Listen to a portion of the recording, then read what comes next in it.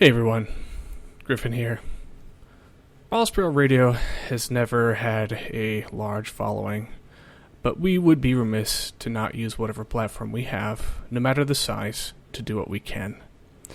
So I wanted to take a moment to make our stance known. 2020 has been kicking our ass, and it's not going to stop. Black Lives Matter. Wear a mask. Happy Pride Month. Go vote.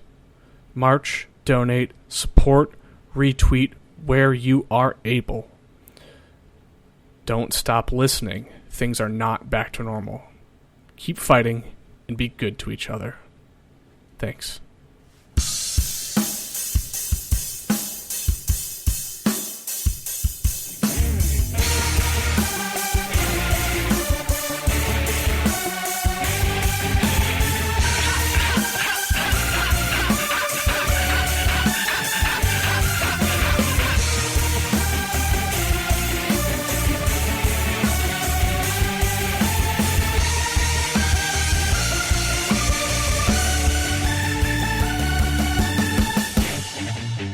It's Boss Barrel Radio. I'm Griffin Hoffman. With me is Jeff Brewer. What's up? James Scherer. Woo! This is a podcast where we talk about video games and try to make each other laugh and dumb shit. Yeah! Yeah! Video games. Oh, man! Right. Now let's start by not talking about video games for like 30 minutes. Okay, sounds good. Jeff told me to download Reddit. I downloaded Reddit. I have a whole bunch of new ideas that I really want to share with you guys. The audiophile subreddit was not a good place to go, was it? No. Actually, still haven't set it up because it's doing that thing where it's like, give us your email and make a thing and then give us a password. And I do that and it's like, nope, no account. I'm like, okay, I see you. I feel you. Hey, speaking of accounts that are fucking bullshit, I turned on my Nintendo Switch and had to go through a lot of updates, and then forgot that I installed the two-factor login. Oh my god! Had to go download the app for the Google Authenticator. Authenticator. Holy shit! I forgot that. And then I went to go buy something, and I had to do it all again. Oh, that's painful. Nintendo has protected you. Did you input your friend code? I think so. What do you mean? I'm just where, when, how? I'm just making fun of. It's low hanging fruit. Friend codes. You get it. They're hilarious. Right. You know what doesn't have that shitty login? Dragalia Lost. All right, box checked. Moving on. Wait, hold on. Who's your best Dragalia Lost poll in the past month or however long it's been since we did this? Whatever I say, will it matter? No. Okay. I just want to know. I know you have someone on that list.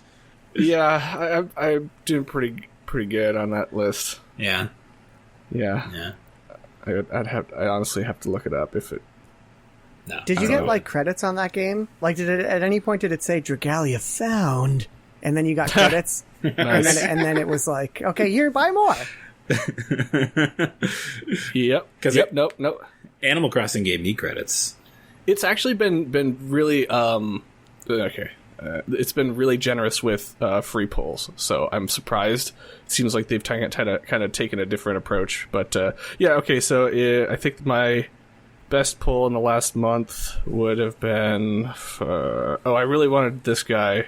It's probably not the best, but Urius. He has a bunch of tentacle attacks that come out of the ground. Oh yeah, tentacles. Yes. Not super high rated, but I just love that concept. Yeah, But I I just understand. basically finally get the hentai man that I want. I was going to say, if you like tentacles, but boy Let will me show you a website called meet.pro. boy will the internet have you covered. It seems like the internet was designed for people like you, by people like you. Yes. Timed out is you're going away. Tired of seeing your stupid ads. Yeah. You should make the header image for this month's podcast your tentacle man. Preferably in his most lecherous Rule 34 form. version. Yeah. Yes, please. Yeah. Are the tentacles shaped like appendages? Speaking of things that are bad that you find on Reddit. You are segueing hard today. Go on. He's steering this ship straight into a big rock, and we're gonna crash, and then we're gonna live there. We're gonna make a new life. I like All right. it. Do you guys want to talk about real video games? We can. Yeah. I gotta tell you, I don't think I played a new video game in a bit. Here. Yeah. I have. Do you want me to start? Yeah. Tell us. The Last of Us. Unless it's about The Last of Us Part 2. I want to hear about it. The Last of Us Part 2. I want Jamie. My one ask that I have for you is: can we do something that everybody's fucking a coward and terrified about doing? I need you to just spoil the shit out of everything in Last of Us 2 of what you played. Well, I can't spoil it for you because I'm 2 hours in. I started playing it today for the first time, and so far none of the things that even I've heard about have happened yet. And I avoided spoilers for this game like the plague. However, the people who want to spoil this game are very crafty about it, so I did come across a big one. So I know like a huge plot point, but we all knew that plot point was going to come to pass. Yeah, but I didn't know how, and because people love to spoil the how, I know how. That's too bad. So, but besides that, I don't know anything about the game. I didn't have any expectations. I didn't really know any plot points.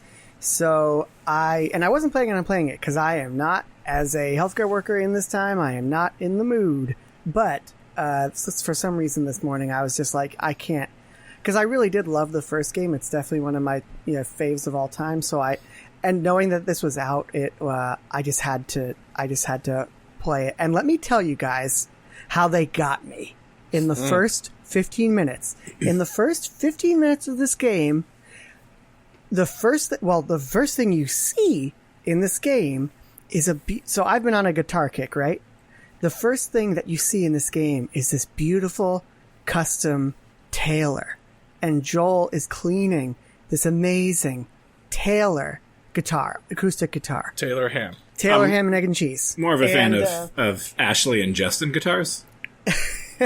And then one of the first things that you get to do in the game in terms of actually controlling characters is you get to play the guitar and you play notes on the reel, and he has a capo on, and it's just a gorgeous guitar, and the attention to detail with like his fingering and everything. Like, I don't know. It's like the perfect storm. They got me good. And I was like, oh my God.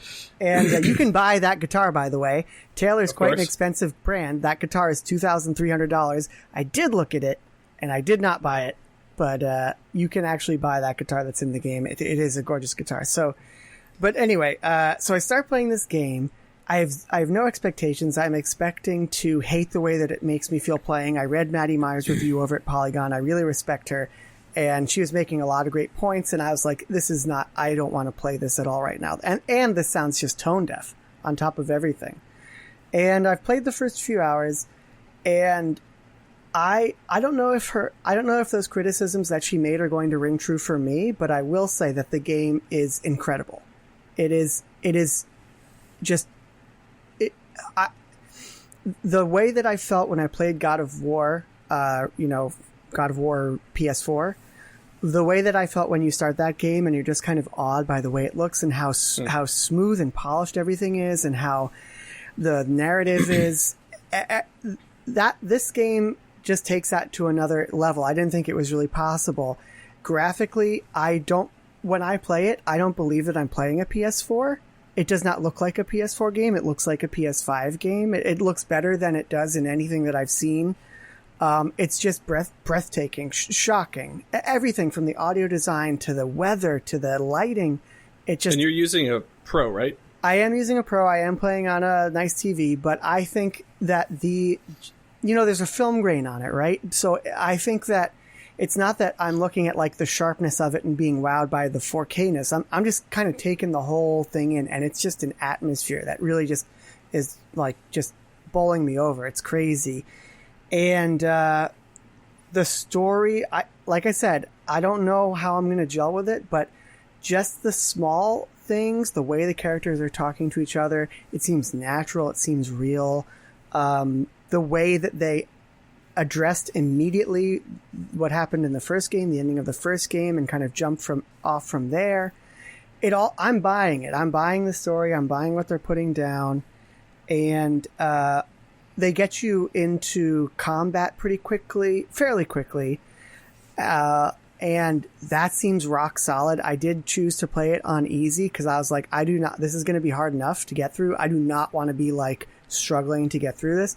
So I played it on easy. I turned on some of the assists. That's the way to go. I'm still on the edge of my seat, but I'm not too stressed during the combat, which is good. And the combat is more of the first game, but I think refined a little bit. It feels like I have a little bit more control over the characters. It doesn't feel like I'm kind of drunkenly stumbling around, and I'm not in control of when I hit something that makes a noise and then a clicker runs at me. It feels like I'm in, it's still a 30 FPS game and it's still, on a TV, but it feels really responsive. It feels really good. And I'm excited. I'm digging it so far. And there's one thing that it's done with the plot so far that I did not expect.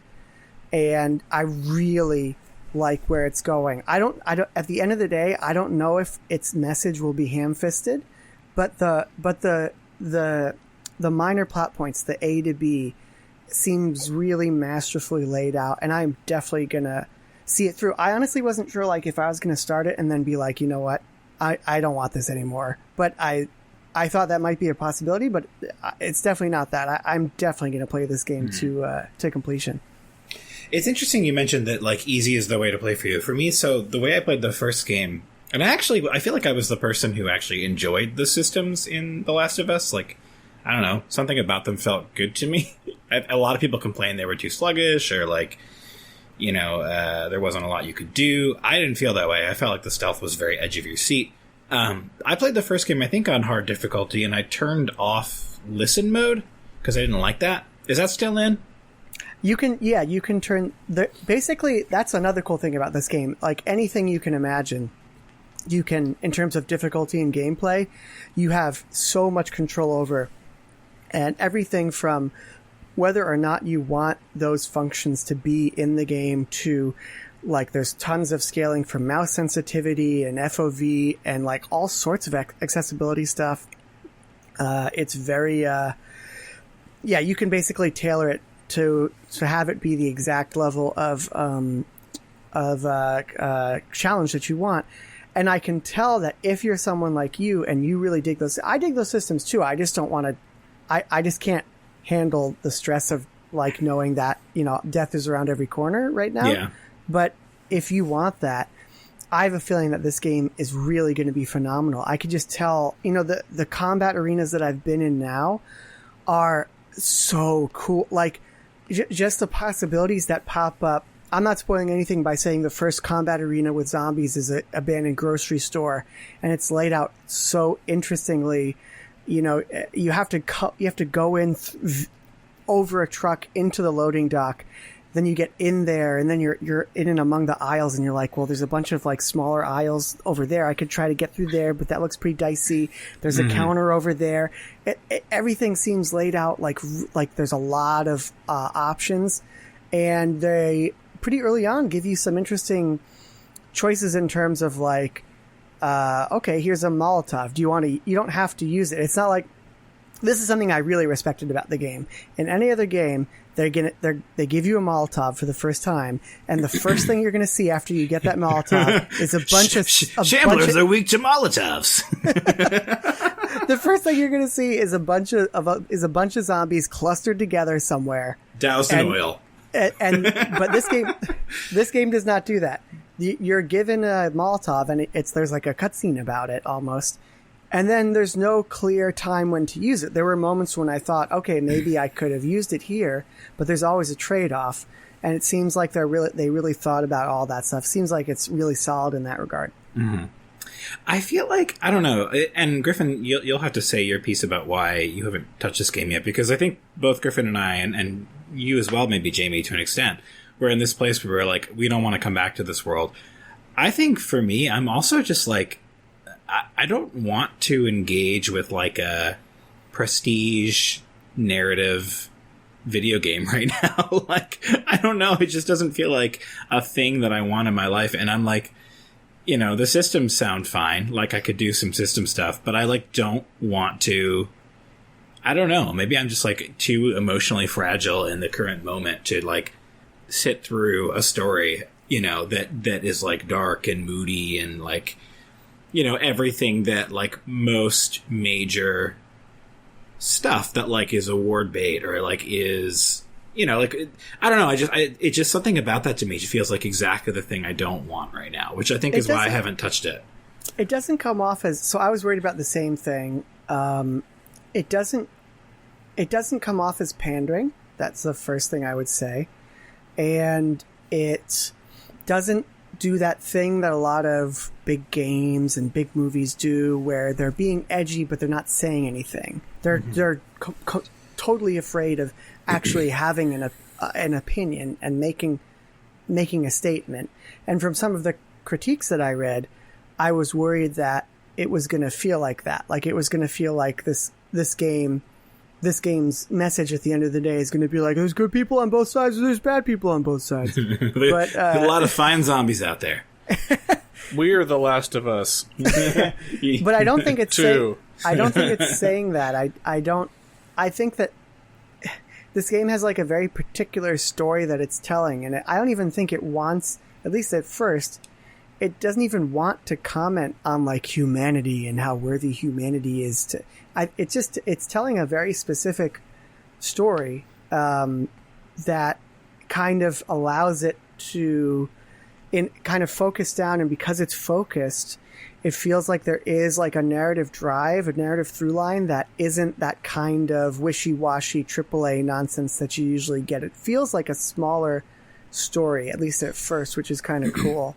Yeah, I mean, I'm hoping it stays that way. That's the case with, you know, most of Naughty Dog's work, right? Like it's, you know, yeah, of course, like Uncharted has its blockbuster moments, but they usually aim for more intimate storytelling. Like I don't doubt that. I think just narrative in general. In the recent years, for sure. I just think narrative in general is like something I'm not super into right now. Like I don't want to go from cutscene to cutscene too much. I don't know. I mean, I made an exception for Final Fantasy VII and I had a blast with it, but I also just like, I feel too fatigued to have that kind of game in my life right now. But I'd be really curious if you do end up trying it. I'd be really curious to see if you feel that way. And the reason why I say that is because the game looks so stunning that there's very little line between cutscene and gameplay, and they do pretty well at kind of fading from one into the other, and a lot of the plot points are delivered passively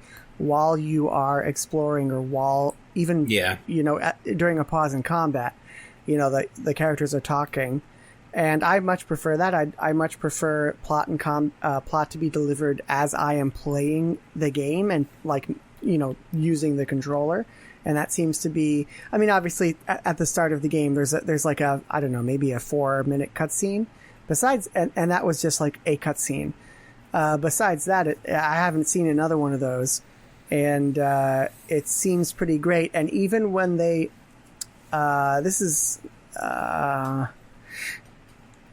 even when never play this game.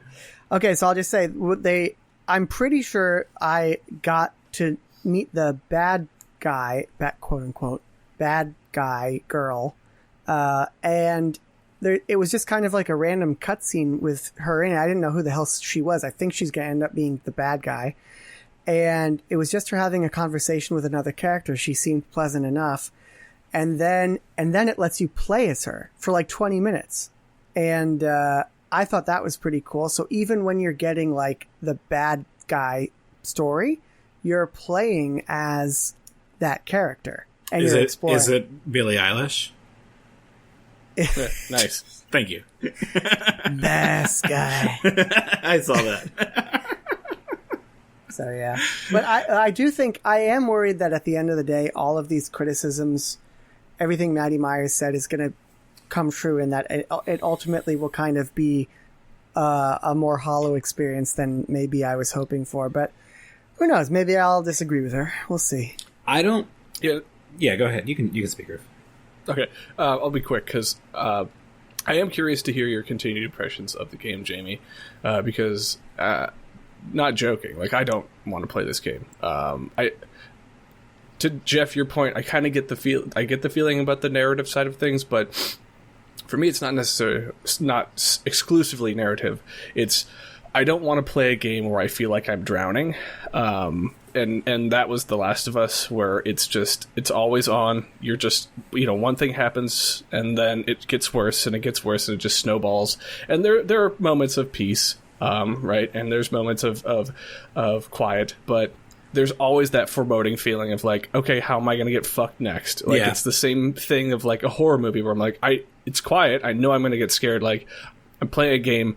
How am I going to get confronted by enemies and combatants and monsters and fucking human trauma? And, current times aside, I don't want to experience that again because I felt like I went through it in The Last of Us, and it was a fantastic and brilliant story. And I just don't need that. And part 2. This game is relentless. And this game does stuff like, so after you're introduced to the listening mechanic, if you've elected to have it active. If you're a scrub. If you're a scrub, you have this portion where, you're trying to sneak into that grocery store and you basically have to crawl under a truck. Now, I listened before I crawled under the truck because I'm like, I don't want any of these mother grabbers coming out at me like in the first time in the game where the game was like, crawl under this. So I listened and there was nothing there. And then I crawl under. And then, of course, I'm like, the game's not going to do anything to me right now. And then immediately as I'm thinking that, a zombie falls down from on top of the truck when you're on the other side.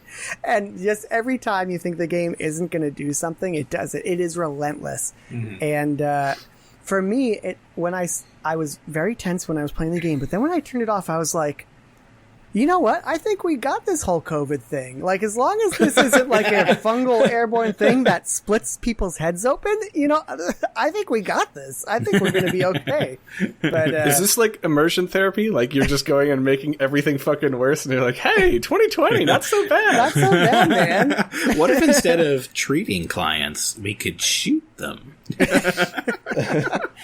So yeah, those are my early thoughts. I'd be interested to see if you guys ever. Like maybe a year from now or 2 years when it's on discount somewhere.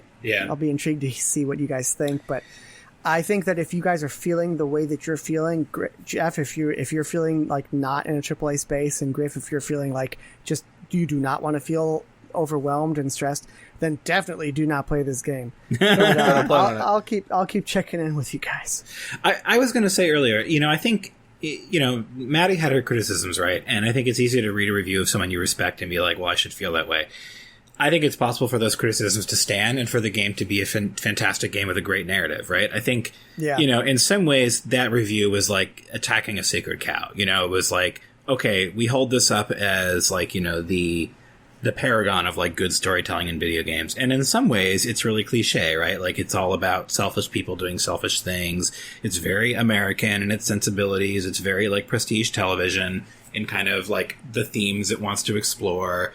It's disappointing to see it treat marginalized people in the same way that it treats people with power, et cetera, et cetera. That can all be true, and you can love the story, right? Don't let the review that you read tell you that you're not going to like this game, because it's probably a damn good game. Like, I don't doubt for a second that story is going to hit you with the emotional beats and do it really, really well, because that's what The Last of Us did, and that game's incredible. I just don't want it right now. It feels.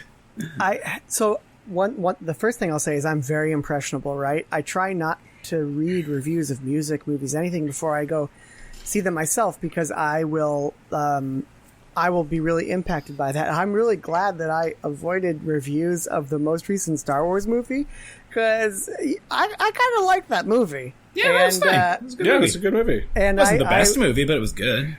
So I kind of went in because I had read Maddie's review. Maddie, I don't know her. I had read her review, and I kind of, those things were in my head. And then as I started playing, just the mastery of it, and just the narrative mastery of it, just kind of quickly washed those things away. I'm sure all of those criticisms are correct, but it doesn't feel. I'm just so immediately swept up in the story that I'm not even thinking about it critically. I'm just kind of experiencing it, and it doesn't.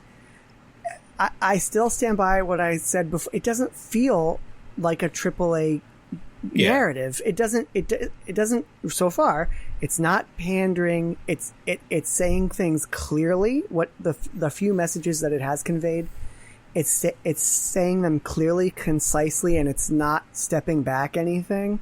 So I guess I'm not there yet, but we'll see. I think the criticism, that's being applied, or at least the criticism as I read it, is not that it plays like a big bombastic, AAA game. It's more that it does the same thing that a lot of Western media that aims to be both expensive but auteurish does, which is basically look at the darkness in the hearts of man and the destructive effects of selfishness. Every major drama of the past 10 years that has garnered awards has done that, right? And I think that's the criticism she's leveling at it, which is this is a little bit one note, right? Why don't we explore more than just dark, selfish people in our prestige drama, right? Why don't we look at more than that?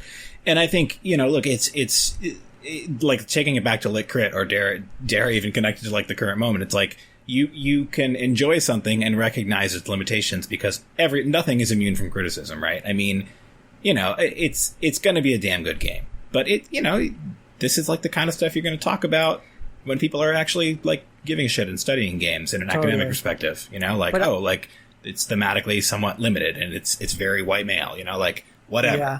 But yeah, I guess what I'm trying to say is, because I'm totally there with you, but I guess what I'm trying to say is, I did not expect, after playing God of War PS4, I did not expect there to be another level above that in terms of polish and presentation, controls, everything. And I'm getting that. I didn't think that was possible on this generation of consoles. And I'm so flabbergasted and just awestruck by it that I'm experiencing it in a state where I'm not even thinking critically about it, because I'm just so taken aback. And it's so funny when everything is polished to a mirror shine the way that it is. The second that there's any little glitch, it is so jarring that it's almost like getting nauseous in VR. At one point, I was walking into a building, and a character that I was walking with was kind of leaned up against the door. And as I pushed past him, he kind of, abruptly, in a glitchy type way, kind of changed his position quickly, and his hair flew all over the place. It was a split second. In any other video game, you wouldn't think twice. In this game, it was oh, Jesus. I forgot that wasn't a man. I forgot that that's a mannequin. It's funny you mention that, because I saw some brief footage of it somewhere, just just gameplay footage, and I was even watching 2 seconds of Ellie walking into a tiny house, I was fuck, this game looks good. It does those things with a level of skill that I'm literally speechless. I cannot explain it. And again, when those glitches come up. Another time I was about to enter a combat arena, and part of the wall of a building vanished for a split second. And I was oh man, I totally had forgotten I'm playing a video game until just now. You should write a letter to Naughty Dog and say, "Dear lazy MFers, why don't you crunch a little harder next time on your game?" Yeah. Oh man. But that's all I got to say about that. I'm glad you're playing. I mean, what else are you doing right now? Just fucking working from home, huh? All the time in the world to get those assets together. Put on some pants. Go to the office. Yeah. What are you guys playing? I'm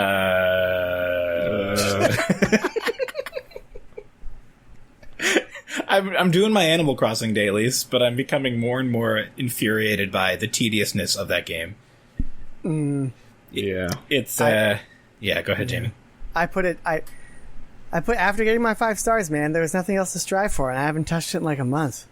I'm still buying shit. I'm still doing things and collecting stuff, and I have it in my mind that I'll eventually fix up my island and finish my house, but I don't know. It's a game. At first, all the waiting around and having to mash through multiple segments of dialogue has a certain charm, but eventually you're can I just not have to sit through a 15-second load every time I do anything? And can I just not have to be told that I have a Nook Miles ticket every time that I go to the airport counter. Like, I don't know.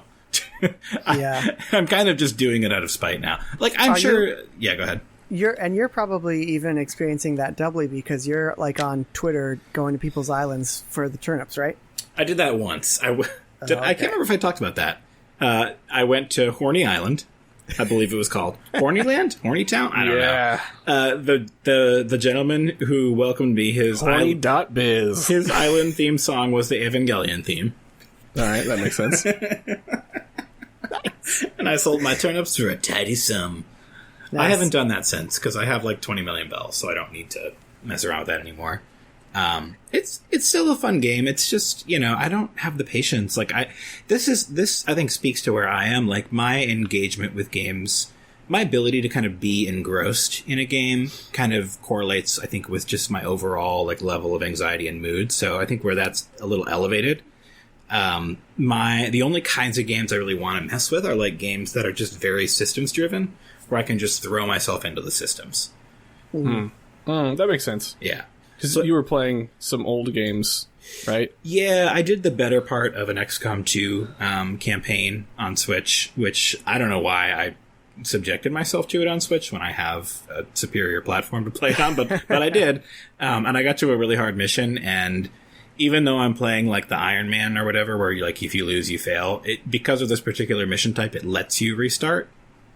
But I don't want to. I kind of fell off that, so I went and just on a whim. You guys know the PSP Tactics Ogre game? Remember that game? Yep. Jamie, do you know about this? Is it no. Let Us Cling Together, or am I? Yeah, it's Let Us Cling Together. Okay. So it's the Final Fantasy Tactics guy. I'm assuming Jamie is pulled away for some kind of family thing, but. No, I'm back. Yeah, I lost audio for a sec. I have no idea why, but I'm back. I kept recording, so it should be fine. Okay. But anyway, yeah, so it's Let Us Cling Together. It's the guy who made Final Fantasy Tactics. It's his other series, Ogre Battle, and Tactics Ogre preceded Final Fantasy Tactics. But they remade it on PSP, and I downloaded it. I've purchased it multiple times, so it's fine. It's all I don't know if it's above board or not. Asterisk. Yeah, we got it. Move on. But I feel fine. And I installed a mod. I support you. Yeah, I installed a mod called One Vision, which just like tidies up some of the weirder shit in that game. But that game is bizarre. So you both have played Tactics and left Tactics, right? Yes. So, like in that game, like all your characters, like even your generic units, they all like matter. And like you can only have like 4 or 5 units in every battle, right? Yes.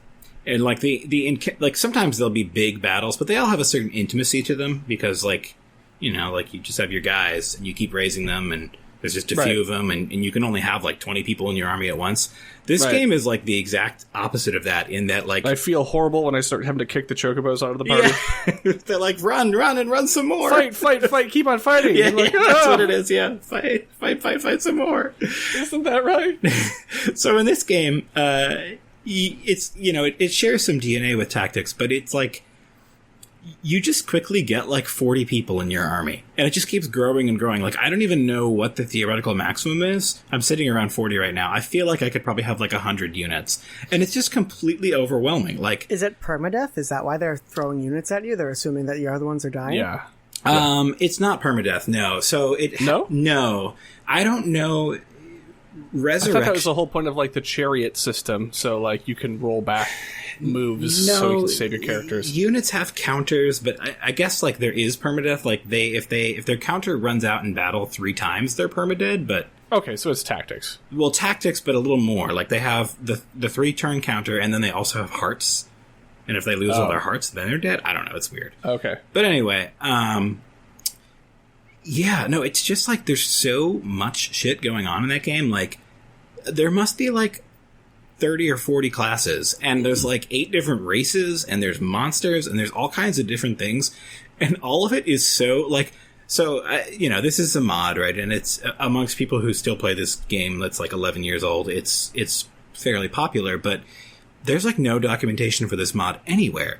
But even weirder than that, there's like no documentation for the original game. Like, this secret mods. This is a game that, like, people like, but nobody seems to understand. And, like, there's just these things in it that just don't entirely make sense. Like, it's just very Sounds weirdly... like you're describing every Disgaea game ever.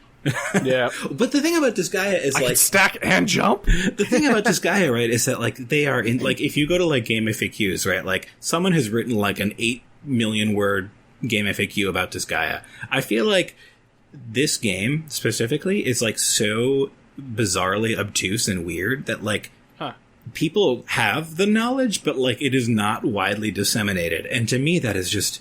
I'm so confused by it in, like, 2020, like, that there could be a game that just doesn't have good... It's like the Linux of strategy RPGs. Like, everybody who knows what they're doing knows what they're doing, but there's no way to learn. Yeah. Oh, it's podcasting. Yes. Like, I wonder if the people who play Tactics Ogre are programmers, because, like, it is just so weird. But what are some of the things that you've wanted to read about or learn more about that you hit a wall trying to figure out about? Just, like, basic things. I'll be like, okay, so, like, there's this race. Like, okay, so the game has races, right? Like, it has humans, but it also has, like, lizardmen and, like, Umbra and... Illuminati. Yeah, and fairies and, like, gremlins and orcs and all of these characters. Like, they're not monsters. All these characters are demi-humans, so they can, like, do some classes, but not all the classes that humans can, and they also have their own unique classes. Then there's also monsters. And so I had a simple question, which is like, okay, this is this one sub-race of, like, demi-humans, right? Like, this is this one race. What classes can they change to? And I tried to find out, and I couldn't find that information anywhere on the internet. And I'm like, how could this information not exist? Like, it is... Okay. I've got the manual here, Jeff. Yeah. It says R button, but it doesn't have any commands for the R button. L button is chariot, tactic, or terror system. Directional keyboard is cursor. Am I answering your questions? X button, confirm, open menus, terrain help. I also like... Select button. Display select help. Hey, there you go. Select help. Scrolling help selects. Text appears on the top of the screen for any game element selected by the cursor. So I'm going to continue on into talking about this bizarre game. So the game also gates, like, class changes behind collecting items called class marks. And some of them are readily available in stores, but some of them aren't. And I have no idea how to get them. Like, it is not explained anywhere how to get them. That's amazing. And even recruiting other units, like inviting them to join your army, is also just bizarrely complicated. Like, certain units have certain abilities to recruit certain types of units. Like, some people can recruit lizardmen, and other people can recruit Umbra boys. And it's just, there's so many systems, and, like, none of it is explained anywhere. And it boggles my mind, and it's, like, simultaneously fascinating and also just, like, overwhelming and stupid. Well, and how then, many like, people are, like, playing this game, do you think? Do you think, like... Jesus Christ.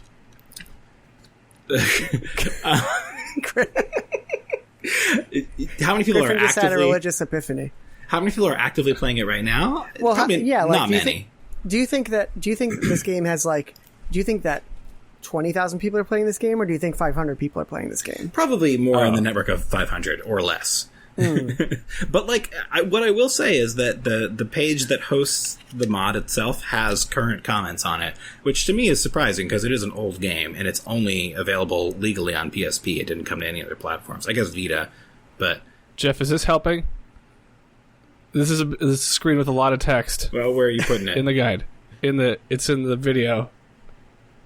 Is it making sense now? Let me see. No. No? Also, there's like 20 status effects. That's why I said Jesus Christ when I saw the suspect thing. There are so many status effects, and they're so complicated. Like, there's Sidestep, which is evade all melee damage until your next turn.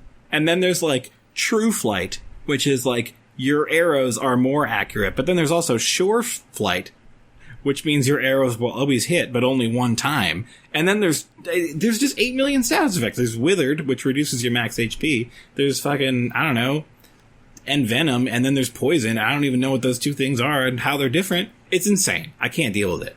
Auctions. Sell off a monster in your forces for extra goth. But don't forget that if you auction, you can friggin' get materials out of them that you use for crafting, because this game has a crafting subsystem, and I have no idea how to get any of the materials. Also, there's like a million pieces of equipment, and your characters can't even wear it all. And, like, some people will have, like, a helmet and, like, pants, but not armor, and it makes no sense to me. Sounds like you're having a great time. Dude, I love this game. Video game. It's ridiculous. Crafting, asterisk. This option becomes available as the story progresses. Crafting is the most... I think it's been simplified in this mod, to believe it or not, but it is insanely complicated. And some of the recipes don't even work 100% of the time. I don't know, man. It is the most arcane, complicated game ever. I think they increased the accuracy to 100% for everything in the mod, but, like, God, it is a mess. But I love it. It's bizarre. It's, like, mysterious in the way that I want it to be right now. How did it come across your view? Like, how did you come to decide to play this? So I recently updated my Surface Go, which is what I'm recording on right now. And nice. I think I had just played a little bit of, like, Invisible Ink or something, because that came out on Switch. And I was like, I miss... And I've been thinking about Tactics Ogre recently, because I like that game. And I've always wanted to get a little farther in it, but I kept kind of hitting a wall when I played it on, like, PSP and then later on Vita. And I was like, I'm going to go back to that game. Like, I wonder if I could run PSP games on this system without trouble. And as it turns out, I can. The PSP emulator, PPSSPP, is really good. That is far too long of a name. PPSSPP? The Peepus. PPAP. PPAP is really good.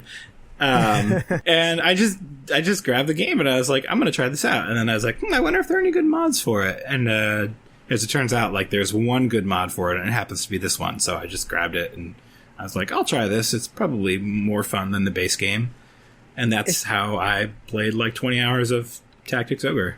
It does seem to me very much like you described how Linux is. And, I've kind of been wanting to get, like, a Mister, because I hear that's pretty cool. But nobody is like, here, buy this box. It's a Mister. Yes, I built it for you, but here it is. And it's a little more expensive, but it's fully built, and it has buttons on it. And no, you have to get the one, PCB, and then you have to put the other one on top of it, and then you have to plug it in. Why people don't seem to care if these things are accessible? No, it's really frustrating. No, I think that's this game. It's still a fun game no matter what you do, but, like, there are so many layers to that onion, man. Like, I haven't even scratched the surface of the insanity of this game. Like, there are hidden classes. There's something called Chaos Frame, which is a hidden stat that you can only find out about if you, like, complete a secret dungeon and get a special item that shows you all your values. But it's being tracked for every single faction in the game, because the game also has factions in it. There's also not just factions, but there's like nations. It's so complicated, but it's cool. I like it. Does one of them have a weirdly German name? There's Wallister. That's kind of German, right? I guess. It's amazing. Wallister, Galgastani, Zenobia, Lotus, Hierophant Balbatos. There's a Hierophant Balbatos. Oh no! I believe he's the leader of Lotus, right? The guy doesn't tell me that. There's Bakram as well. He's the leader of Bakram. Bakram allied with the game is a mess. I love it. Regent Branton. I don't know who that is. Brenton Morn. There are two people in this game named Lancelot. Excellent. Literally the first scene in the game. You go to kill a guy named Lancelot, and then he's like, hold up. I'm Lancelot, but not the one you were thinking of. I'm not Dark Knight Lancelot. I'm Holy Knight Lancelot. Holy Knight! So it's like a Gandalf the White and Grey kind of deal. No, they're two separate mans. Damn it. So this game came out in 2010, 2011, the re-release. I think 2009. PSP. 2009? Okay. Yeah. I'm looking at the copyrights on the box here. Oh, okay. And the guy, okay, so this was 10 years ago. The manual that came with it is 52 pages long. And I feel like that's not even scratching the surface, dude. It's not. 48 of the pages are just about freaking repeating the battle system and how you don't know what you've read and just repeats it over and over again. And then how you should always go to the Warren Report. Sometimes I forgot to go to the Warren Report until Chapter 2. Thank God I did, because there are entire parts of the game that don't open unless you go to the Warren Report. Yes. And click on something that says talk and then read it. And then the location appears. This is my favorite part here. Gameplay tips. One of them is the tough go shopping. As the story progresses, more articles become available for purchase in the shop. See page 28. Check in to build your arsenal of weapons, armor, and arcana. Note that some armor and arcana have class and level restrictions to use. See page 24. This manual sounds like a build your own adventure book. There are literally like 15 weapon types. There's one-handed katanas, two-handed katanas, one-handed swords, two-handed swords, axes, spears, hammers, which come in one- and two-handed variants, cestus, instruments. I could keep going. Spellbooks, cudgels. I'll tell you this: none of that is in this guide. It says there's 7 classes: warrior, archer, wizard, cleric, rune fencer, knight, berserker. No, those are the classes that you can literally hire from any place. Those are the introductory classes. I think there are probably 30 plus classes. Well, it doesn't say that here. Not Does it including say anywhere in the classes. manual, turn manual upside down and read every other letter to get the next 50 pages? Now, I'm reading the fine print on the last page here to see if it's like, hey, go to squareenix.com to get unfucked by this game. It doesn't have any... There's no tips line. I remembered some more weapon types, by the way, guys. Fusils. Okay. Blowguns. That's a word. Fusils are guns. There's also blowguns, though. Throwing axes. Sure. Javelins. Of course. Got it. Crossbows. That's not one-handed bows, two-handed bows. Does it have those 3-piece nunchucks? Oh, yeah. No, but it does have whips. Let's not forget whips. Okay, good. Okay. That's just like a nunchuck with unlimited pieces. That's like the calculus, what do they call it? Differential for a nunchuck. That's insane. And then for all the weapons, you can learn skills for every weapon and increase the skills and learn unique finishing moves. My God, man. The game is a mess. Anyway, I could talk about this for 8 million hours because it's so ridiculously complex and it doesn't matter. But, Griffin, what have you been playing? I want to know what Griffin thought about the ending of Final Fantasy VII Remake. I don't want to spend too much time on it because I think it's there's a lot there, right? I enjoyed it. I enjoyed the game. It blew my fucking mind. What a wild world we're going to enter into if we ever get another game. Yes. I am super jazzed on it, and I really appreciate this game and how it sheds a light on why y'all enjoyed Final Fantasy VII. Yes. Also, keep an eye out for the Hell House expansion pack. What? Hell Mansion. No, I'm joking. Oh. That's what I want. More arena fighting. Great. Yeah.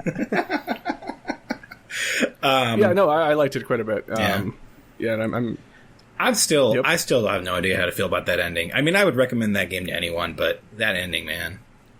I'm down for it. It was wonderful. That was the most meta ending that you could have possibly hoped for, and it was the only way that they can set themselves up to actually do something original with this series. I just worry that they're going to get so meta that they're going to be like I don't want to be fighting #spoilers. I don't want to be fighting like Snowboard future Sephiroth. No. It's going to get more meta than that. Though? The boss of the next game is going to be Nobuo Uematsu. It's going to be just a giant zipper. You know what's funny? You guys remember that? You know Onion Games? They made a game for mobile involving like navigating mazes. I can't remember what it was called. It's really good. They have a very quirky sense of humor. Nobuo Uematsu was a boss in that game. Oh, that's awesome. I'll find it for you guys. Sega Gaga, where you fight the president of Sega? Where you fight Sagata? Kind of. There was like a promotional thing where you could basically go through a dungeon that was based off of him and Cool. you like fought the evil composer at the end, and it was clearly Nobuo Uematsu, and he did all nice. the music for it. But So if you don't want to talk about that, what is the Pokemon DLC? I literally do not know what it is. Again, I really don't have a lot to come to this podcast with. I booted up Pokemon Sword and downloaded the expansion, and then it was like I completely forgot everything about Pokemon entirely. That's how it utterly and goes. entirely. And then it was like go to this place, and then it was fight all these Dynamax creatures in all the stadiums, and that's as far as I got. And I'm like, okay, when do I get to go to Karate Island? Did you get that song in the Oh yeah, that sounds wonderful. No, I wasn't playing with music on, unfortunately. I was listening to a podcast. So you're telling me you went to play the Pokemon DLC and then didn't play the Pokemon DLC, but instead played the tiny little post game that happens after you beat Pokemon? Yeah. So rather than going to Wedgehurst, like I suggested, you did something completely different. I went to like Wedgehurst, like the tooltip or whatever was like, hey, go here. Did you go to the train station? I went to the research facility, like the tooltip said. I think you're supposed to go to the train station. Okay, I can check that. I already got the Slowpoke dude from the when they launched it. No, dog, you gotta go to the island. All right, well, You have a train ticket to the island. I'm deleting it from my list, guys. I just played more fucking Pokemon. You just played the original game. That's amazing. Well, so more to come on that. Can I tell you why I haven't started the expansion yet? Why? Because you accidentally went to the wrong location? No, I already beat that shit. The reason I haven't started the expansion yet is because remember how I was hatching Galarian Slowbros Slowpokes trying to get a shiny? Mm-hmm. I never got one. And I could keep doing that instead of playing the game. You could have 3 switches next to each other on the carpet, and then you could record yourself, and you could be the next shiny Ponyta man. That's true, I could. I've only hatched like 1,000. Oh, I can God. talk about one game, though, before I need to go do something mysterious. That's code for take a poo-poo. Yeah, I ate a chili dog before this. I got Remnant from the Ashes, and I know, Jeff, I talked to you about this briefly, about how I wanted to play it together as a co-op, but I wouldn't recommend this, knowing what I do now. I went through it, I fought a boss and killed a boss, and it was... I don't know. It has its charm. So Remnant from the Ashes, also the worst named video game ever, is pretty much Dark Souls with guns, right? Or Bloodborne with guns, and you have guns, and you go into like areas that are somewhat randomly generated from all I can tell. I don't really know. There may be like seeds and shards and refreshes to the world and whatnot, but I didn't go too deep in that. Mechanically, I enjoy it. Like, the shooting feels fine. Like, the roll is very nice. But where the game completely lost me was, hey, what's great about a Souls game? The answer is your growth as a player, right? So you go through a location and you start to understand, okay, these enemies are going to be in these locations, in these spots every single time, and I'm going to dispatch them as quickly as I can or dodge them to get to my destination. And that's how, like, your in-game avatar does progress with stats, but also, and more powerfully, you expand as a player in your skill set and your understanding of these locations. So in this, monsters just show up where the hell they want if you die. So it becomes this painstaking, like, okay, I have to go at the same pace because I don't know if there's going to be 3 or 2 or 1 behind this corner, or if they're going to be on the left side or the right side, or this pain in the ass mini boss sometimes spawns 2, but this time spawned 1, and then, oh, wait, no, there's the other one, it's behind a dumpster. Okay, nope, it was just another regular enemy. I'm confused now. So it really frustrated me from the randomness of it.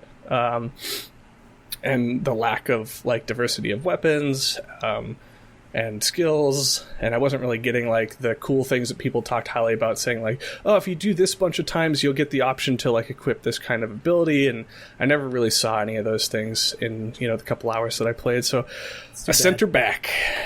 That's too bad. Packing. Yeah, I feel like the authored experience is like one of the best parts of Souls games in general. Like, you know, you're playing through a really tight world that, like, you know, somebody has thought about how you're going to interact with that world. Mm-hmm. Okay, I gotta go BRB. Hey, how about that PlayStation event? You watched that? Yeah, hell yeah, I did. There was all sorts of graphics happening. There sure were. Were they good graphics? Did you see it? I did. Oh, okay. I'm trying to think. Yeah, go ahead. I don't think that on a 30 FPS 1080p stream you're going to see any significant differences, especially with games like Last of Us 2 out. But yeah, I liked the stream itself. Like, I feel like a lot of people came away really down on it, but I feel like a lot of people loved it, actually. Oh, really? Because I loved it, and I feel like all I'm hearing is negativity. But like it's because you're friends with me. That's true. True. Carry on. I liked what they did. I liked what they showed. The games that they showed looked really unique and interesting compared to the games that Xbox highlighted at their, you know, thing that they did. Mm-hmm. And I liked how everything was kind of teasing the reveal of the way the console looked. And yes, it looks like a router. I think that thing looks amazing. I want that router in my life. Did you hear that it's like a mammoth, though? Like, it's bigger than Series X? Yes, I am. I want that mammoth popped collar polo shirt sitting next to my TV. I want it so bad. What did you think? You weren't so hot on it? No, I thought it was good. So, I think I came in not really expecting a lot, and then I like got a little bit of hype right before it started. I will say that leading with GTA 5 PS4 was not putting their best foot forward, and then just showing like a solid 2 minutes of Gran Turismo 7 gameplay with no music, of just them sitting or like the player sitting in a driver's chair, was also not the best foot forward. I actually liked I completely agree with you on the GTA 5 thing, but did you see the Kyle Bosman little skit about how that might have happened? On, like, yes, I did. I sent that to you. Oh, you did? Of course. Rating is tough. That's how this always goes. But, I did, and I love it. It's really good.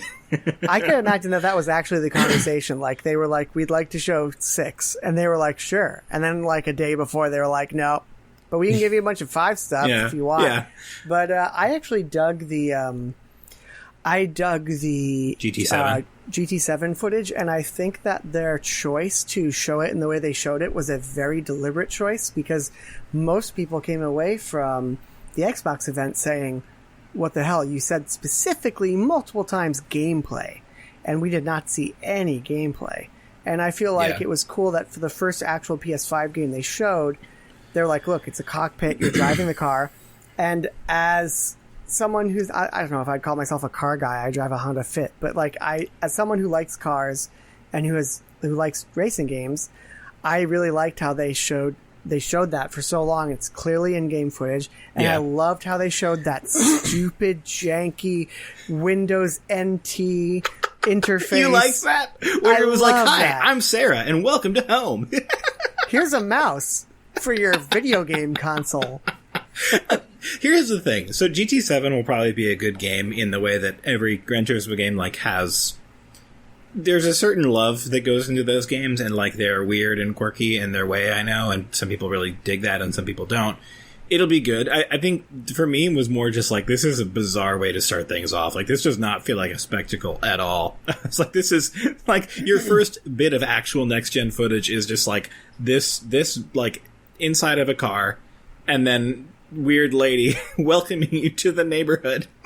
I think, there's been a lot of talk recently about how PlayStation is more like, especially with recent changes in management, PlayStation is more kind of a European-centric kind of company. Yeah. And I think that you might be underestimating the power of the Gran Turismo brand. Mm-hmm. Like, I think that for Americans, Forza is like far and away like the driving game. If you want a driving sim, not Forza Horizons, but just Forza. If you want a driving sim, if you want to spend $20,000 on a racing rig, then you're going to play Forza. But I think like everywhere else in the world, I think people go bananas for Gran Turismo, and it has this huge history. And I think that probably really riled a lot of people up to see that was coming. And I do suppose, think yeah. it showed. I think graphically, it did kind of show. It showed well. It did. No, I mean, it was a good looking game. I just thought it was funny that was where they. It almost felt like it was like they were like, okay, let's do this, and then like we haven't really thought about how we're going to demo this, so we'll just show some footage and then show our weird ass UI, and then we'll show some next gen stuff. Like I know it was also next gen, but for me, the highlight was Ratchet and Clank. Like that was the only game where I was like, okay, I get it. Like I understand the value proposition here. Like I get why an SSD is really cool when it's fully integrated. You didn't even play the most recent game, right? No, and I'm not like a Ratchet and Clank devotee. Like I don't love those games. They're fine. Like I think I played one on like PSP or something. They're fine, but like this looked cool. I was like, this is like Knack, but way better. Like, are you saying that it's because of that speed loading is what really sold you from location to location? Yeah, I thought that was the only time in that entire presentation when they like very clearly made a case for what new tech next gen had to offer. Gotcha. Like I know they're like obviously graphics are graphics and they're always going to be better, but that was the moment for me in the show where I was like, yeah, I get it. Like, okay, cool. Like I'm in. Yeah. So that didn't register for me right away. My gut reaction was like, cool, more Ratchet and Clank. I loved the PS4 Ratchet and Clank. Did you play that one, Griff? I did. I played that one. I try and play, well, I shouldn't say I try to play all of them, but I do like Ratchet and Clank quite a bit. And when I was watching, I was like, cool, more Ratchet and Clank with like same strafing and shooting and jumping. But then after, it literally just, I think I came into the video when it was doing the combat demo. Oh, yeah. And not when it was like jumping through location to location. And I was like, I don't really understand what this is so exciting about. Yeah. I'm not sure if... Hey guys, Ratchet and Clank has been good all this time, you know? I'm not sure if the way that they're using rifts in combat arenas is like actually necessarily taking advantage of the tech. I couldn't quite... It looks like it's going to be more traversal moments. Yeah, I couldn't figure out, like, is that something that could have been done with a hard drive, or does even just moving the character in that way require SSD level speeds? I don't know. You know what they couldn't have done, that was very clear to me without an SSD, is they could not have had a Lady Lombax. Because if you try to put a Lady Lombax in the system and it does not have an SSD, your system will explode. The level of additional fur. I think there has been a Lady Lombax already, though. Shut your mouth. Shut in it. previous games. Shut up. I don't even know what a Lombax is, but I'm assuming it's a Ratchet. Yep. And Clank's ray traced. Do you think they called? Metal. Do you think the Lady Lombax is called Nurse Ratchet? Ooh. Yes. The ray tracing was cool. Like you could see bits and bobs of ray tracing, and that was neat. But again, it wasn't like a wow moment. I think it was a solid show. Like, yeah, there was some cool stuff in there, and there were some fun looking games, and that's fine. Deathloop looked like they decided Dishonored. They were like, what's that? Dishonored. It looked like Dishonored. It was like somebody took Dishonored and was like, you know what? You know that part where like you don't have to kill people? What if we just didn't do that anymore? What if we didn't do that anymore? And I guess like we put a respawn mechanic in. I don't know. Like great. Some great I was systems. confused by that demo. That I thought like aesthetically, I loved it. I loved like the venues that they were in, where it's kind of like that, like I don't know what you call it, like kind of grunge disco or something. Yeah, shit disco with that same kind of lightly cell shaded. Overall art style. I'm just thinking it's so I really sad. adored like the mechanics that you were using in like the character was using it, and the manipulation of the enemies. Like you have like a telekinesis, and it seems like guns have multiple functions to them. Yeah, and was the throwing enemies sideways in Dishonored? I believe at least in the DLC to the standalone DLC to Dishonored 2. Okay, got it. Did you guys play the standalone DLC to Dishonored 2? Because it is amazing. No, I heard it was, but no, I did not. Dishonored games. I know you Dishonored. don't like them, but oh my god, the standalone DLC thing for 2, there are levels in that game that just still blow my mind to this day, including like a Clockwork Mansion that changes as you go through. So cool. Well, Clockwork was in the base game. Oh, that was in the base. My bad. Yeah. I misremembered. I feel like I missed the coolness of Clockwork Mansion because I was going pure stealth and I didn't activate it. You know Really? how you can go through it without activating it. Yeah. Oh, that's so horrible. I missed it because I was playing Titanfall 2. That's understandable because that game is incredible. Yeah. Show is. This game, what intrigues me about Dishonored 3, Dishonored 3, subtitle Deathloop. Yeah, fun loops, Fruity Loops, is whatever this other assassin is doing, like, are you playing a multiplayer, like, is this a situation where it's like a Dark Souls level where there is an invader? Potentially, human agent that is trying to interfere with your run through this game? Yeah. If so, that sounds rad as shit. Possibly. I don't know. Like, part of what I love about the Dishonored games is you can just, like, chill waiting to do your stealth stuff for, like, half an hour. But like, what if you can't? Then it's not... And now you have to do things. No, I don't want that. Okay, I like to I just do. camp. It sounds fun. I feel like this is the direction that they've been going in, though, because of what happened with Prey, and then the Prey DLC, which was, like, the... procedurally generated the moon thing. Yeah. I feel like they're trying to. I feel like that company is fighting for its life, and they're trying to find an identity that works in this day and age. And I feel like I think they're trying to find a new genre. Yeah, that's like, hey, we found Fortnite. I definitely agree that they're fighting for their life. When I saw this game, I was like, I could not believe how many systems were just lifted wholesale from Dishonored with no knowing wink. It was just like, well, here they are. Here's Dishonored, except it looks a little different. Yeah. But like, I'll still play it because I appreciate Arcane. I appreciate their approach to systems. I don't know if I love their storytelling has its highs and lows. Let's put it that way. But their systems are cool, and their world design is cool. Jeff, was the time stuff in Dishonored, was that in the base game for 2, or was that only in the DLC? Time stuff. Like, could you rewind a little bit? No, you could, like, go to a different time. Go to a different reality, essentially. That must have been in the DLC. Anyway, that would be amazing with the PS5 SSD. That would be super cool. Yeah. Because you could basically look through something and, like, travel, like, 5 years before. It was very awesome. It's not clear to me on, like, a tech level. I guess this is a question, and I'm looking at time, we're still fine on it, but this is a question that maybe you could answer, Jamie, or maybe none of us are kind of smart enough to know, but, like, okay, so both Xbox One and PS5 have SSDs, right? So PS5's SSD is faster than Xbox One's SSD. Do we know exactly how much faster? So I read a lot about this because Tim Sweeney got in the mix on this after they released the Unreal 5 demo, and he made some comments about saying that the PS5 was on another level compared to the Xbox One X. And so and then Linus got in the mix, and then there was an apology video. He made like a very overwrought apology video, which I watched. So it was kind of cringe. I watched all of that, and I read all of that. And the thing is that with both processors and SSDs, there's always a theoretical maximum and like a functional maximum.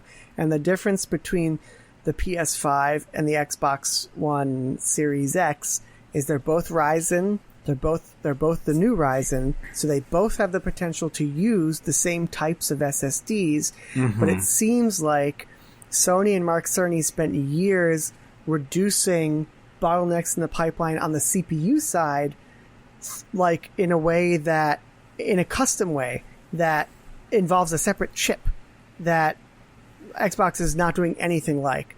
So I do think that... So they have like a separate controller that is like in-house, basically? That works with... As far as I understand it, that is the case. Okay. So I think that will unlock a lot of possibilities that are just not possible on PS5.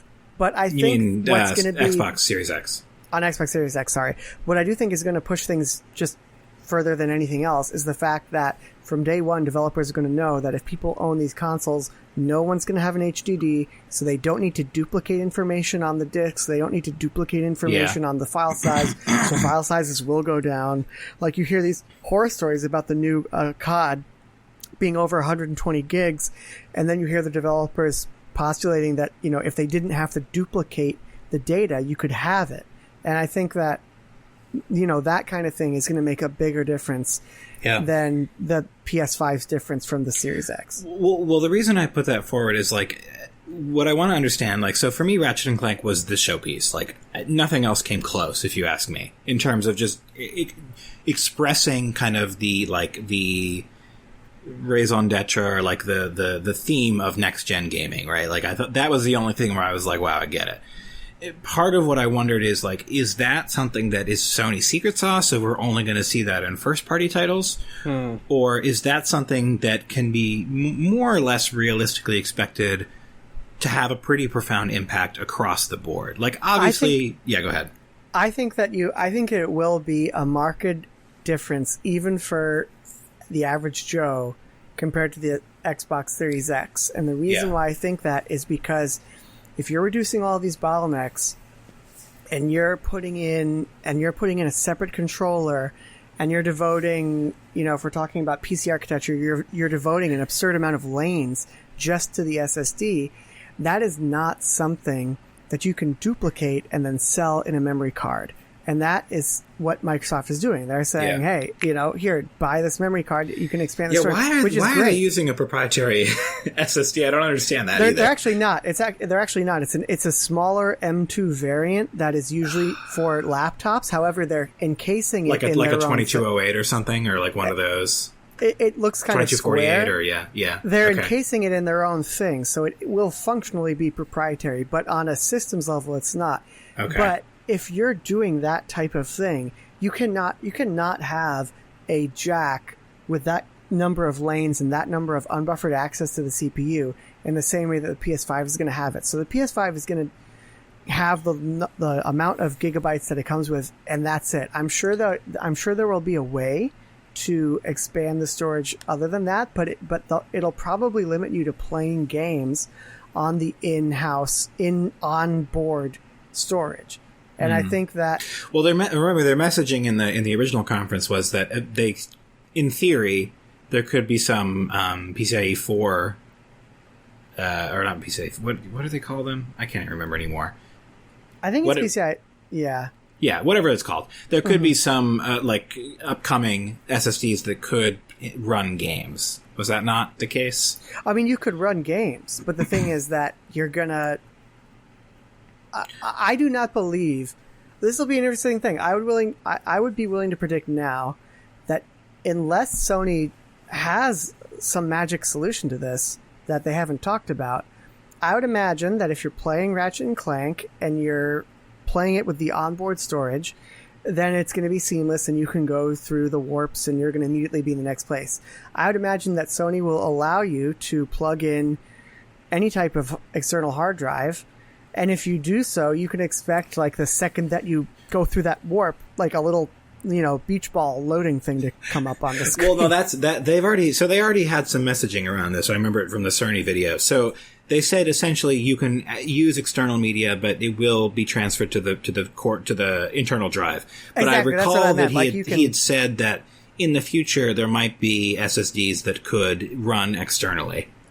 I mean, I'm sure there will be. I'm sure they'd be hugely expensive, and it probably would just make more financial sense just for the consumer to just buy if they're going to come out with multiple SKUs. Yeah, I guess the point I'm making is or the point I'm kind of lumbering towards is is this going to be a first party only thing? And then follow up to that, does it matter if it's a first party only thing? Yes, Sony has good first party output, and there are going to be showpieces. But what I'm trying to say is will I play a game and be like, wow, this feels next gen, if it's from a third-party publisher, or will I just play a game and it's wow, this feels like it was made for two consoles, one of whom has a much, more performant SSD than the other, but we're targeting the lowest common denominator? I think it's the latter. So I think it's going to feel awesome when you play a game that is optimized for that, but I don't think that companies that make games for both consoles are going to optimize them for this new PS5 thing. It also seems very technical and complex, and making use of these differences is something that takes a lot of technical know-how. Now, if in Unreal 5 they've optimized it to such an extent that the developer doesn't even need to really think about it, And then you might see a difference, right? Like if Unreal 5 knows that it's on a PS5 and it can just take advantage of that without the developer having to have the know-how. If I'm a game designer, like, you know, I'm never going to put in something that is only going to work on a PS5, right? Like, I'm targeting multi-platform from the word go.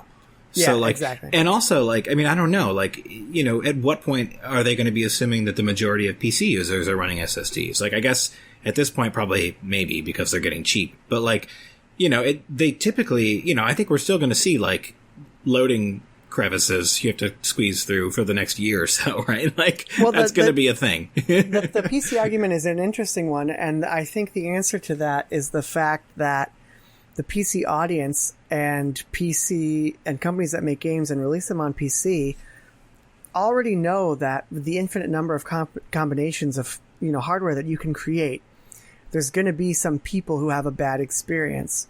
And I don't think they're going to be worrying about that as much. I think once these consoles come out and they know that both of these big major consoles have these, you know, PCI Gen 4 SSDs with a functional max of 5 gigabytes per second and a theoretical max for the PS5 of much higher, I think you're going to see some really cool stuff that really takes advantage of that. And it's not going to matter that if the PS5 is double that or triple that, I'm sure that'll be useful for Insomniac and other studios that just make games for Sony, but I think that it'll still be a big departure.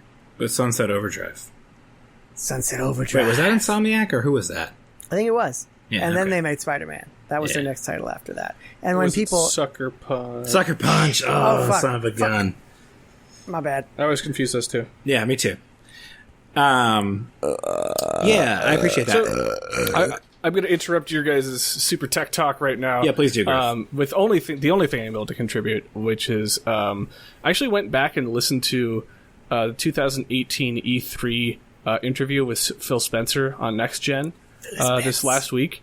I would highly recommend you guys go do that too if you have the time or interest. It's really, really interesting to hear what he's saying as it is colliding with the most recent like information that's coming out on the new generation of consoles. And one of the things that I always think about at console launches is what was promised at the outset and what was delivered.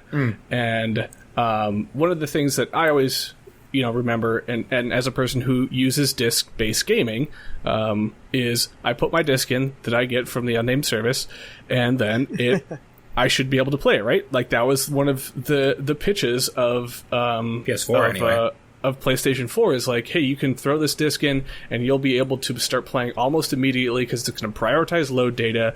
And that was actually something Phil Spencer brought up in the interview, saying like, yeah, that's a great dream and all, but who's going to fucking take advantage of that? Nobody. You got to figure out so much logistical stuff just to get that going, so that's not going to happen.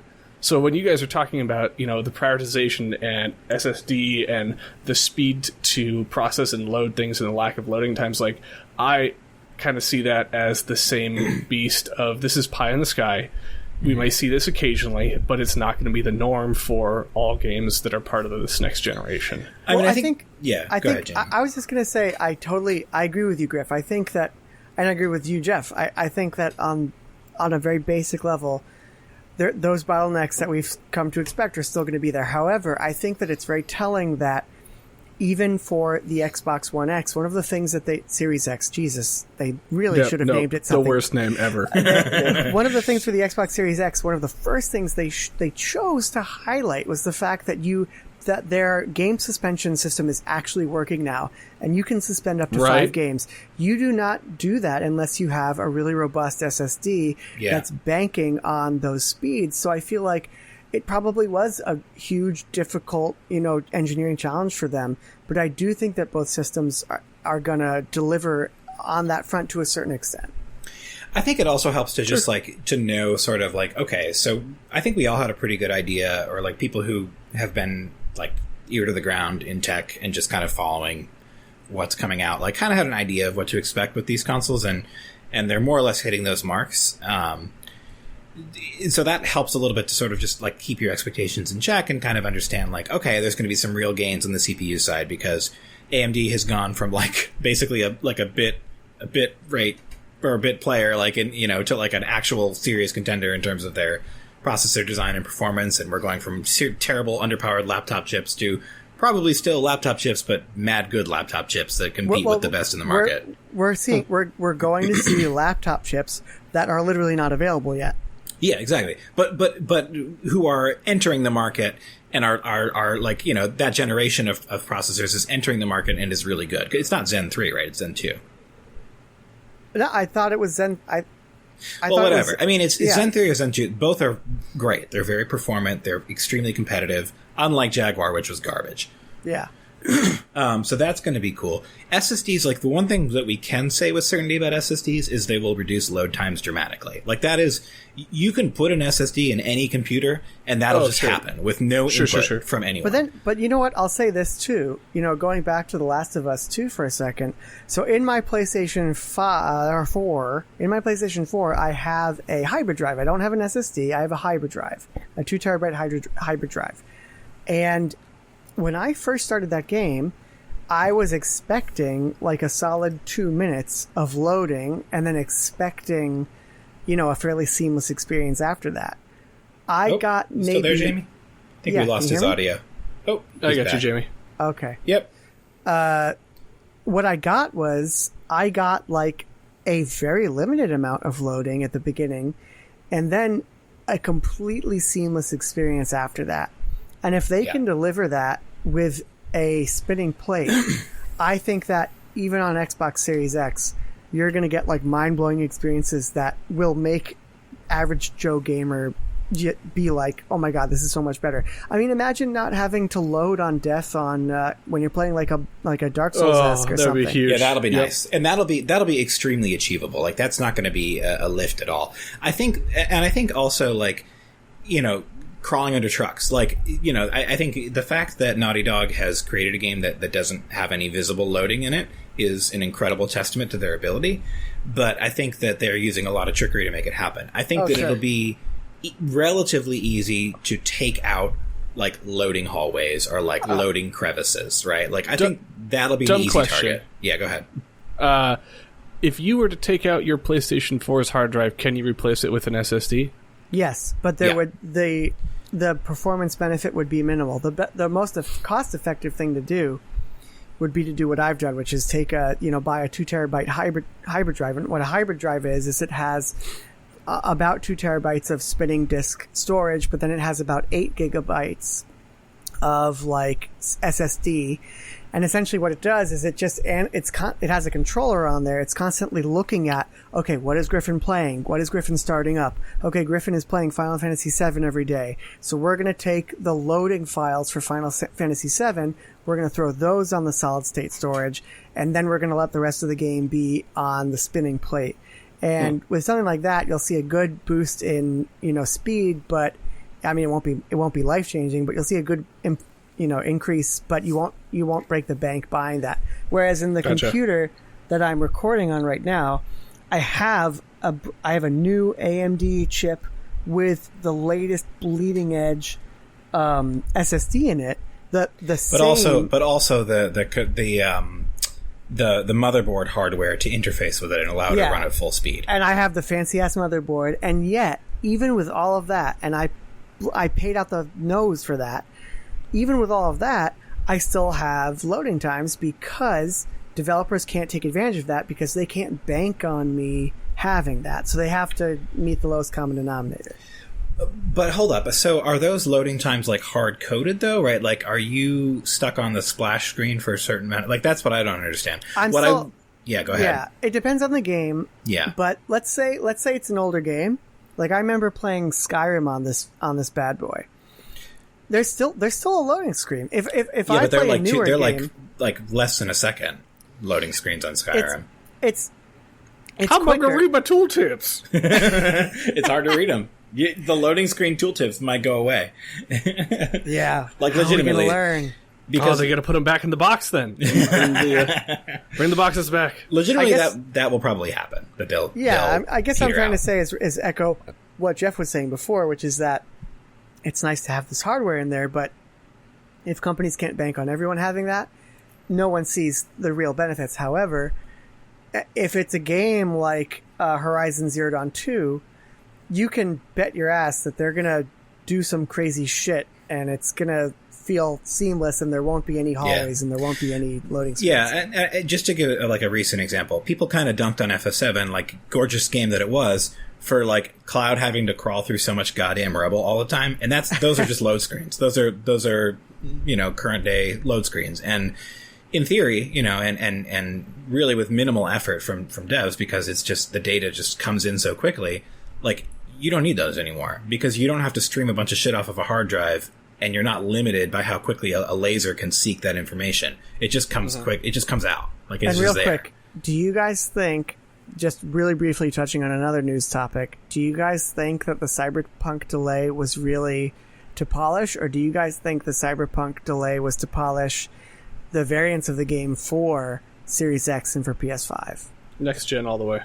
Team conspiracy theory. But they said they would. They literally said they would re-release the games for next gen for free in 2021, though. Oh, they did not say their day and date? No. They said that they said it'll look. So okay, here's the full statement. They were like, we're delaying it.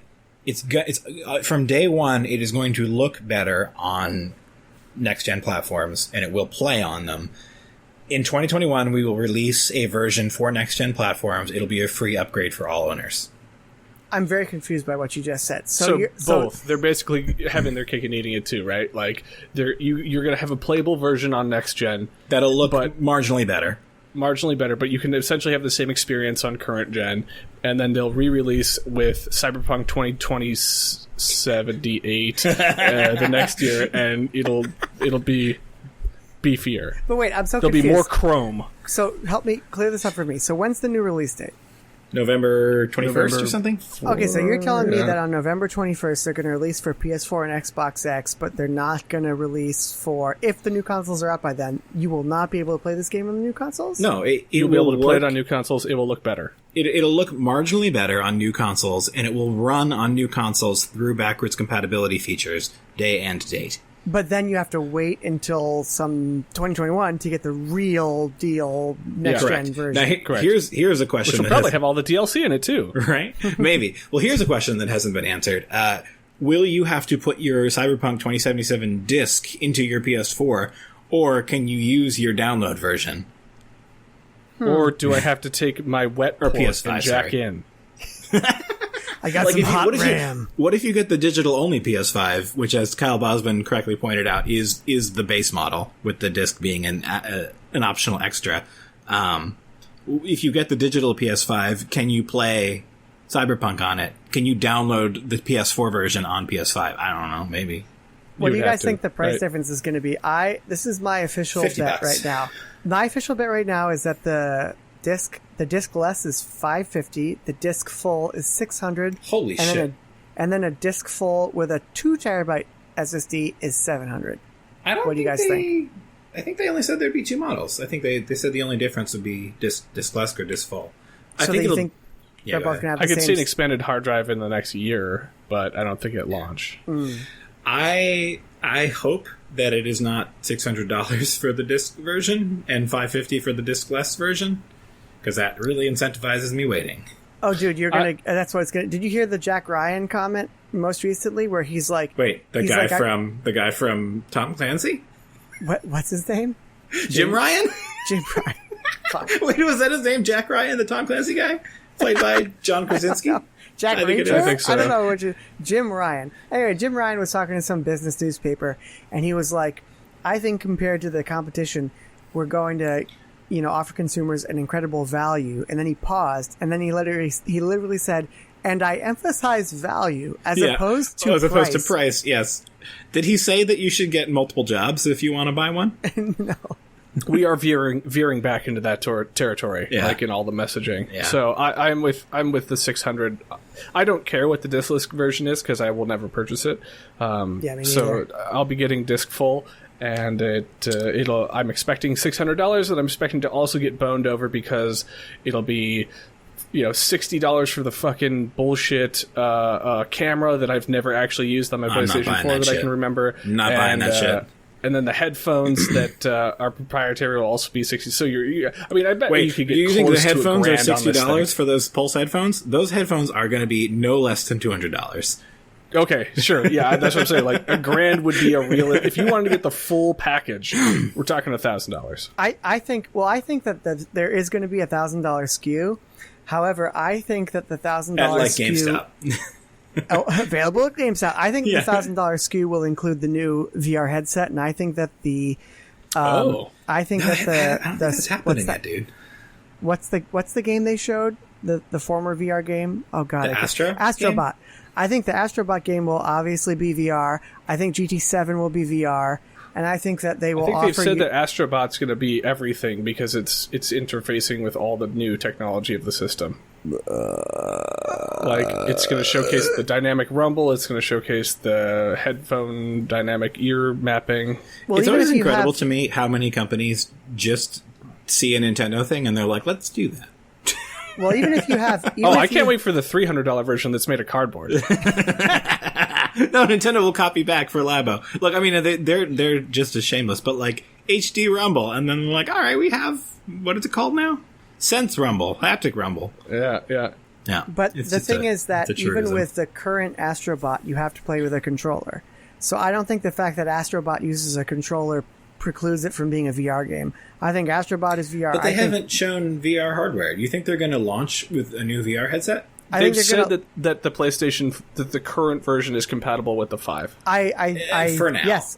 I think they're either going to launch with a new VR headset, which will be marginally better and not require a breakout box, or they're going to tease that and that it will come out like a year from release. But maybe the latter. I do think that they're going to have a new VR headset. I mean, they filed patents for new VR controllers that don't use the ice cream cone controllers that they had excess inventory for, and that's probably the only reason why they chose those as the... Mm-hmm. That's a good point. So true. I don't know. You're making me sad with talk of 550, 600, because that's a lot. And like, part of me is like, well, if I'm going to truly embrace next gen, maybe I should get like a TCL $500 4K TV so I can actually like get on the bandwagon. Please don't. They're good. No, they're not. I have in this house, I have a TCL 4K TV, I have a Samsung 4K TV, and I have an LG OLED 4K TV, and I can tell you that you should not waste your money on a TCL 4K TV. If you're gonna buy a 4K, and I would tell any consumer who's thinking about a 4K TV for this generation, if you're going to buy a 4K TV for these I have to spend consoles, at least $2,000. No. You don't. But you need to buy at least like a Samsung mid-range thing, which can be anywhere from $800 up. But like, okay, do not. Maybe I'll think about it. But part of me is like, if I'm going to truly embrace next gen, I should get a 4K TV at some point.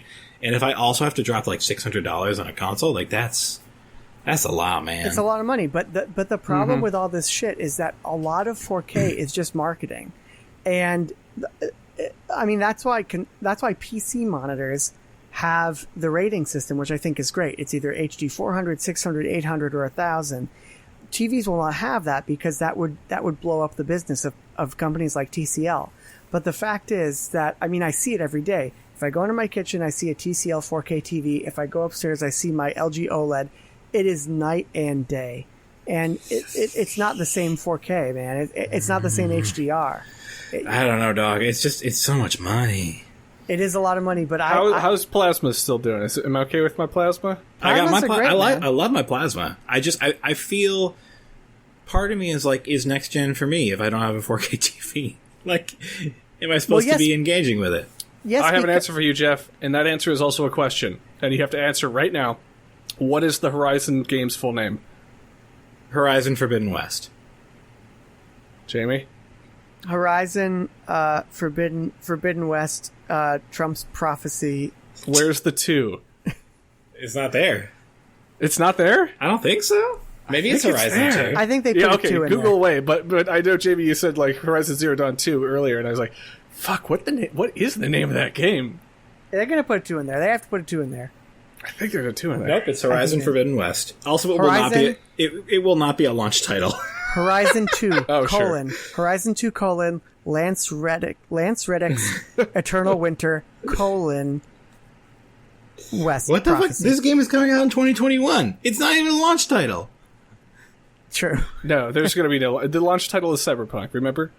Here's why you don't need a 4K TV to enjoy this this generation. 1, ray tracing looks great at 720p. 2, I think the loading shit is going to play a big... Interesting. I think the loading shit's going to play a big role. So even if you have a 1080p plasma from 15 years ago, I think it's still going to be a noticeable improvement. That's what I think. I don't know, dog. We'll see. I feel like I'm just getting old, but like this might be the one time where I'm like, I'll wait a little while. You're not going to wait because they're going to come out with that Bloodborne remaster, and you're not going to wait. I have Demon Souls, I think. Yeah, you have Demon Souls on PC, but you don't have Bloodborne on PC. No, they're going to no. come out with the Bloodborne. Bloodborne's coming mode. to PC. Also, it's I don't have Demon Souls on damn. PC. It's PS3 only. Is Bloodborne coming to PC? Or is that real? It's been widely rumored. Okay. But I don't know. Yeah, I'm curious. I think it'll be interesting to see what happens next. But yeah, I don't know. I guess my takeaway It says 2! It says fucking 2. No, dog. That's a little interpunked. I refuse. It's a Horizon 2. Forbidden West. It's a goddamn 2. It's Horizon Forbidden West. Horizon equals Forbidden West. I'm going to the Guerrilla Games website right now. I'm going. Yo, that I'm going there right Guerrilla now. Games CEO looks like a total Nazi freak. Yes, he does. Okay, I'm on the Wikipedia page. It's called Horizon Forbidden West. Y'all are wrong. Right. No, I saw it it does say Horizon Forbidden West on Wikipedia, but it is undeniable that logo has a fucking 2 in It does. It's right there. It says Horizon equals Forbidden It West. says Horizon for Biden 2020. Pokemon Go to the polls. Where's Pokemon Go for PS5? How about that Pokemon Snap shit? You guys excited for that? Fuck I am. yeah, man. Yeah, it looks great. Love Pokemon I'm Snap. into it. Let me invert the controls. Oh man, that's exciting. Yeah, I don't know. I'm not that excited for next gen yet. I mean, like, I'm excited in so far as like, yeah, you know, like there's some. It does look next gen-y, you know, like it's cool. It looks nice. It'll be nice to have performant console hardware, but I'm also just like, all right. I think that this is going to be I think that this is going to be the first generation in several generations that pushes things forward. I think last generation, these console makers were forced to use Jaguar nonsense hardware that was 4 years old when they made these things, and now they're using... I don't think this is going to happen again anytime soon. I don't think when PS6 comes out, we're going to have this perfect storm of stuff where AMD is coming out with these new chips and this new PCIe hardware, and the console makers are in a position to take advantage of that. I think this is a very unique time. I think it's a perfect storm. They're taking advantage of this new AMD hardware. AMD seems really bullish. And I think that these new systems are going to be, like, I think they're going to be hugely important. I remember walking into a GameStop in the Short Hills Mall and seeing Call of Duty 3 playing on an Xbox 360 and saying, holy crap, I need one of these systems, because it just looked so different. And I do think I don't think it's going to be any one thing, but I do think with the SSDs and with the ray tracing, I think that there's going to be a stable of people who walk into a GameStop, see these things running, and say, holy crap, I need one of these. Can I tell you the only flaw in that plan? The GameStop. That's one flaw. But with 20% unemployment, how are they going to find 2 jobs? Yeah, very true. Very true.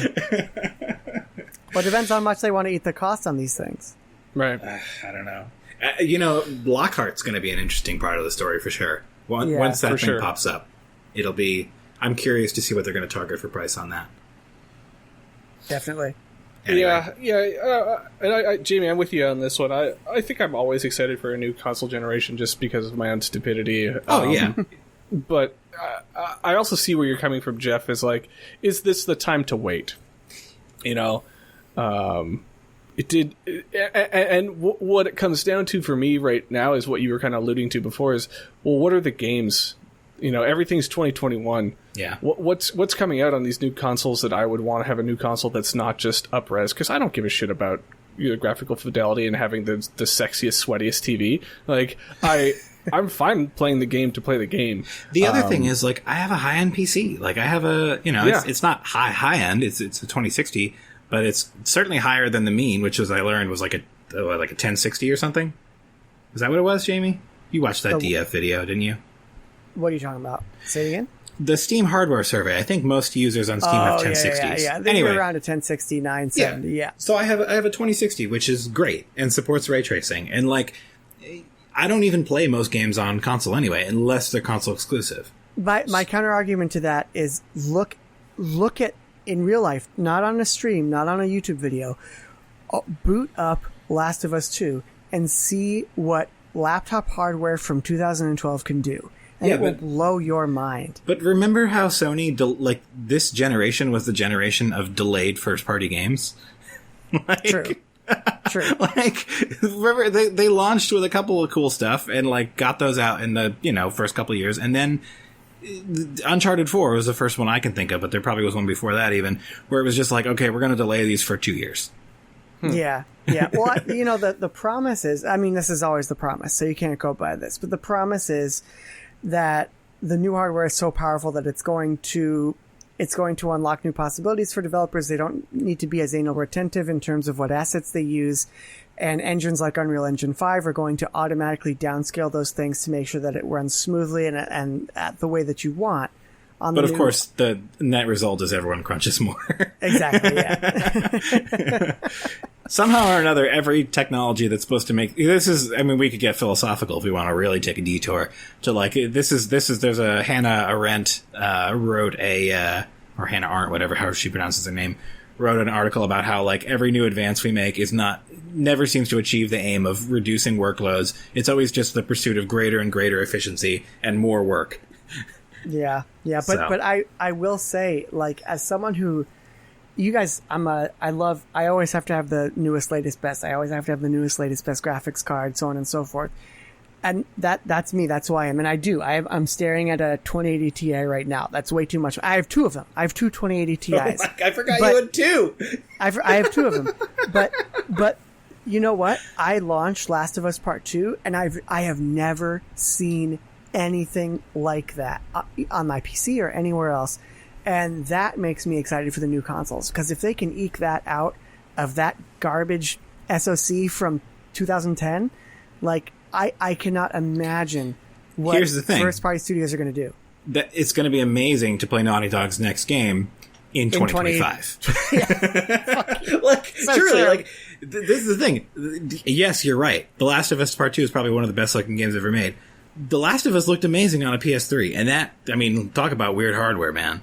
Yeah. Like, I still have fond memories of how that game looked. Maybe they wouldn't hold up quite as well now, but, like, I don't know. That's, like, kind of an argument to wait, because, like, they just released a game.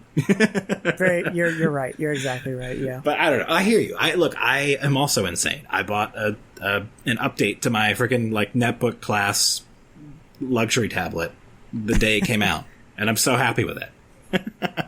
So it's, we're all crazy in our way, and maybe I'll cave and buy it. Right now, I'm just like, we'll wait and see. I just want to know this before we go. I want to know if you guys think that the economic situation dooms these consoles to, if not complete failure, then just like kind of niche acceptance. No, I don't think so. I mean, they keep saying it's a recession-proof industry, and that's probably true. But I don't know, Griffin. What do you think? I don't really have an answer on this one. I mean, again, the hardware itself is not something like the technical aspects of the hardware is not something that has ever been something I've cared about. Yeah. So to say this is the newest and bestest and it's going to have all these new features, that sounds really cool. Like, that sounds appealing to me and justifiable as like, oh yeah, that sounds awesome. But for me, it's always coming down to what are the games and what are the potential games. And at the moment, Sony has a lot of potential games for 2021. so what's the merit in buying it in 2020? You know, I could see. Honestly, I could see the console slipping to 2021. Because why the fuck release it this year? They seem hell bent. I mean, I have to imagine they're already starting up the supply chains. But it also seems like it's a fucking what is it? Microsoft and Sony are playing chicken as to who's going to say the fucking date first, and then who's going to drop the date. Who's going to price it first, too? Yeah, they have no choice, and I'll tell you why. And this is something that I've learned way too much about recently because I love Gamers Nexus. It's that. These companies are the first. Microsoft and Sony are the first customers for this new node for AMD. So Microsoft and Sony at the major foundries in Taiwan. So TSMC, TSMC they've had the orders 8 months ago. They are building these SoCs for Sony and Microsoft. Sony and Microsoft are going to get these boxes, and it would be cost prohibitive for them to warehouse this shit and build the consoles later. It is cost effective for them. What if they don't have the capacity to build the consoles because of round 2 at the end of this year? No, that's what I'm saying. They have these orders are in. There was a Bloomberg article about how TSMC is making these things for Sony, and the Microsoft orders have already been fulfilled. The cooling solutions for the PS5 are coming off the line. It would be insane for Sony to hold on to these parts, not to combine them into a console, because they're going to pay money to warehouse them. Just to hold them, yeah.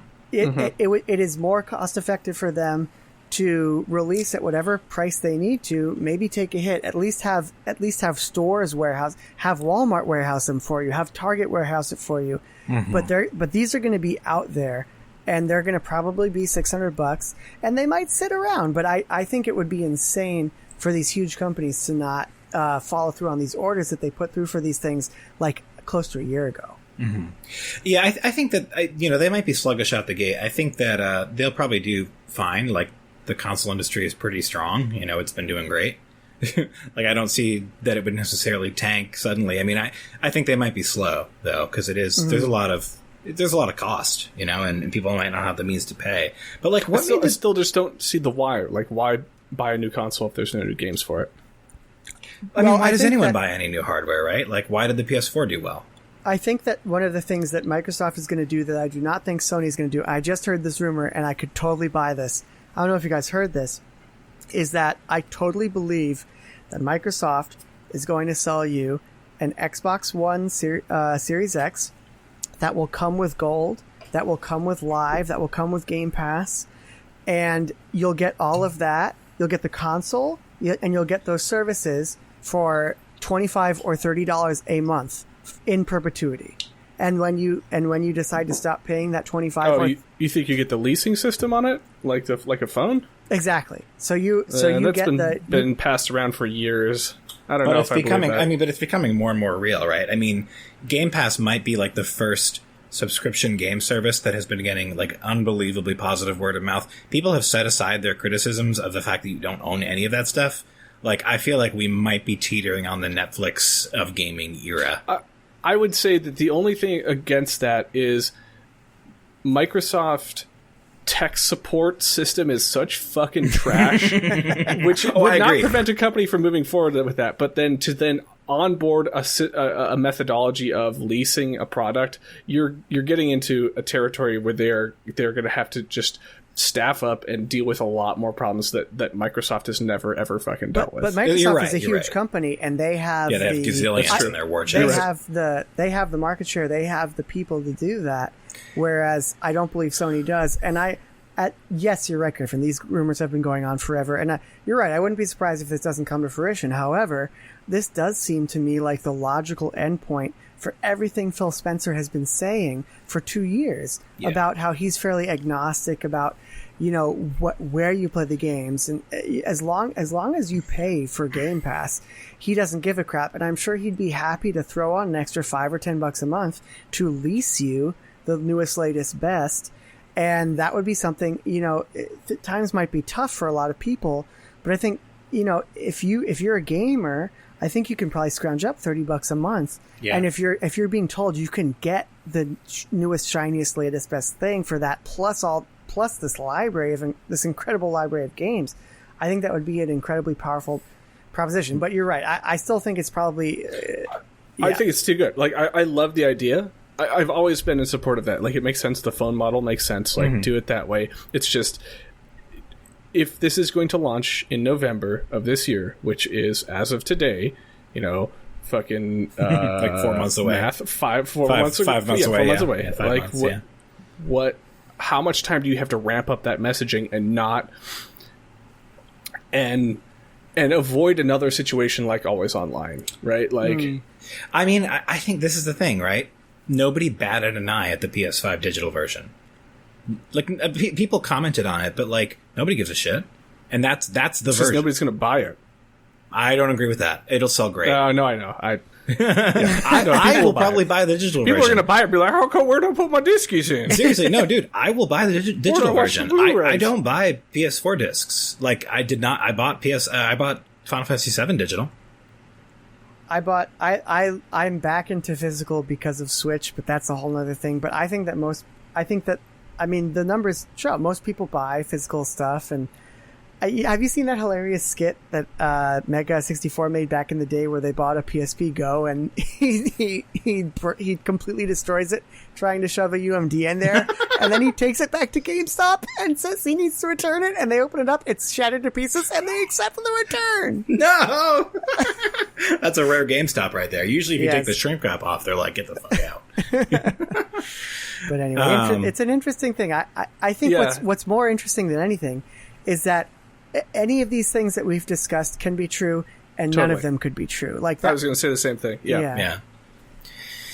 Which is also a failure on the messaging. Like, we're in June. This is E3 time. This is when you put your cards on the table, and this is when somebody starts making a move, right? And we're still just kind of sitting here a little idly. Well, which is it a failure in the messaging, or are we just impatient, right? Like, we don't know what it is or isn't. It just is, right? Like, we're unsatisfied, but, who cares, right? Like, yeah. I mean, we could say that about all video game stuff, right? Well, yeah. I mean, if nothing matters, hasn't that been your credo forever? Nothing matters. Everything is dumb. Everything is dumb and nothing matters. Like, think about, like, this is, again, I don't want to get too far afield, but, like, opinions and shit, like how public reacts to things, like, there's not a long memory, right? Like, it's not like the fact that E3 has historically happened in June says anything about consumer anticipation and like getting the consumer eye. Like, maybe it's better to just like be like, hey, it's September, check it out, we have new consoles coming in at this point, and this is how much they cost, and this is the value proposition. If we're it sucks talking for about us, but it doesn't suck for consumers. If we're talking about the you want to go the Sega Saturn model. Well, no, I don't think it's the Sega Saturn model anymore. It's the iPhone model now. The iPhone model is always, it's September, we're having this event. These things are available for pre-order now, and you can get them a month from now. And if, that seems to work, or it has worked, and I wonder if they're looking at that.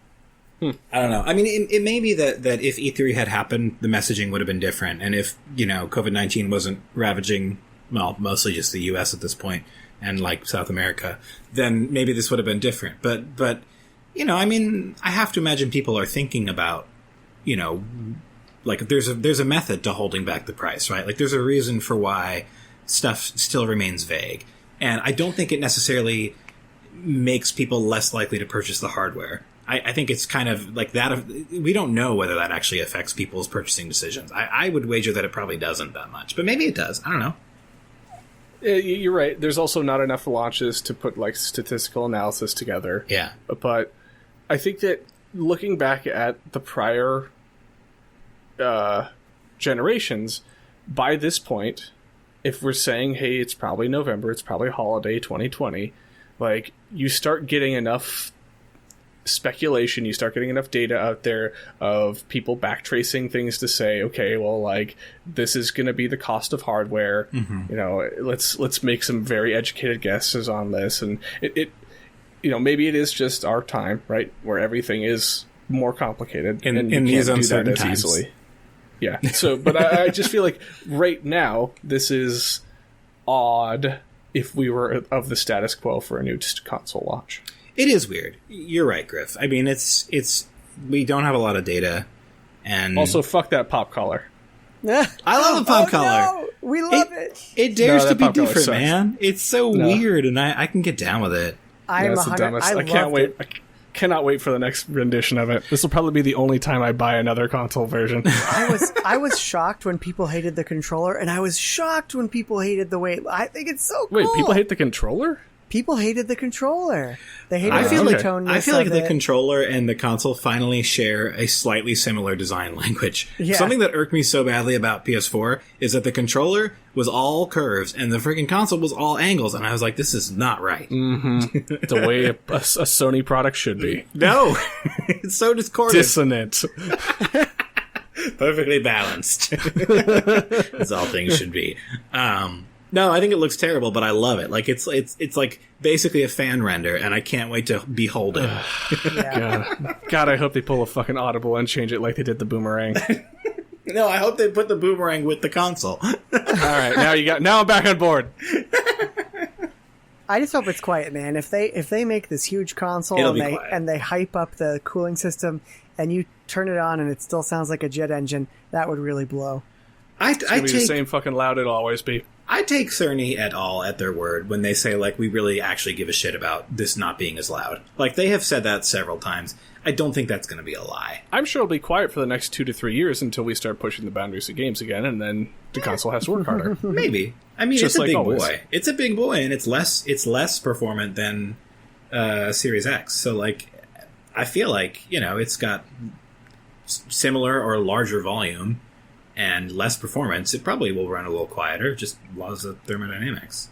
Since it's going to be a backwards compatible machine, does that mean it'll have a tiny piece of cell processor in there so I can plug my PS3 into and offload some of the processing? Well, that's the thing. They said Yeah. they specifically said that with regards to PS4, it won't need that because it can just do that. But yeah, Right. that everyone talks about that graphic that Cerny showed when he was talking about backwards compat, and the only backwards compat he talked about was PS4. But then, Right. literally on the graphic, there was space for other interesting. systems, but he didn't say anything about those. So I feel like they're still probably at the decision point with that.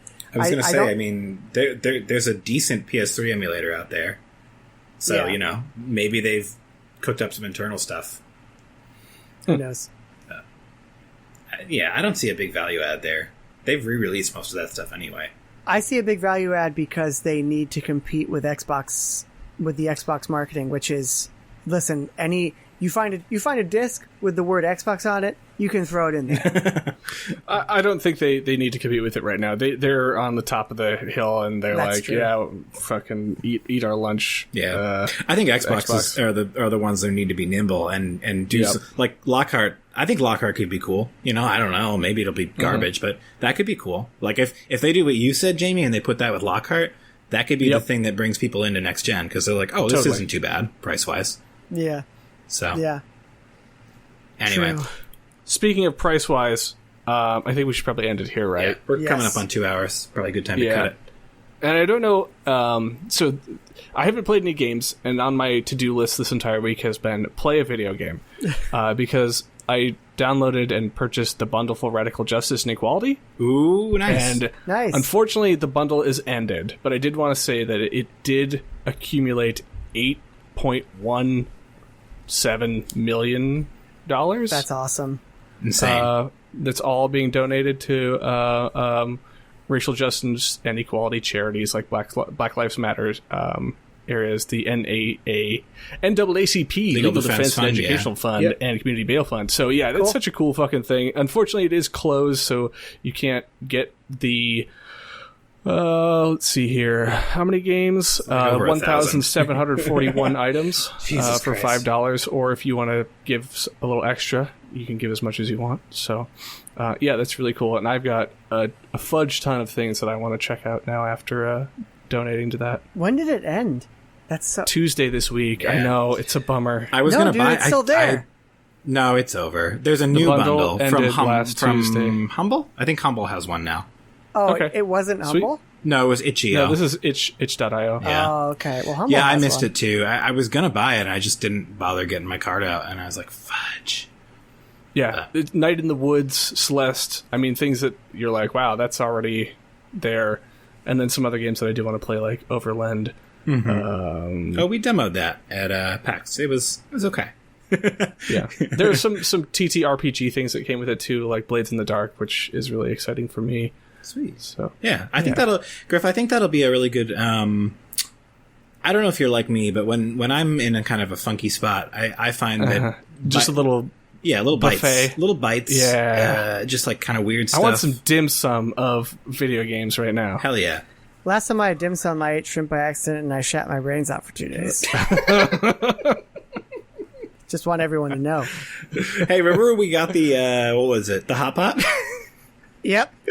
That was great. This is a 2 out of 5. It was like the spiciest thing we'd ever eaten in our lives. You know what's sad? That's going to be the last PAX that we ever go to. Oh, man. That was such a good time.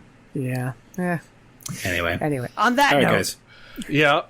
Positivity all around the board. Okay. Yeah. So I think we covered most of our topics. Fuck EA. Damn straight. I watched about 5 minutes. I watched the Josef Fares interview, which is really all you need to see. Yeah. Maybe I'll go check that out. He plugs a movie he's making right now. Excellent. It's so Love it. ridiculous. That's so good. All right. All right. Well, that's been our discussion. I think that was a really cool one to have about all the consoles. Yeah. I'm happy to hear, Jamie, you're playing The Last of Us 2, because I will never play it, and I'll just get your impressions, and that'll be good.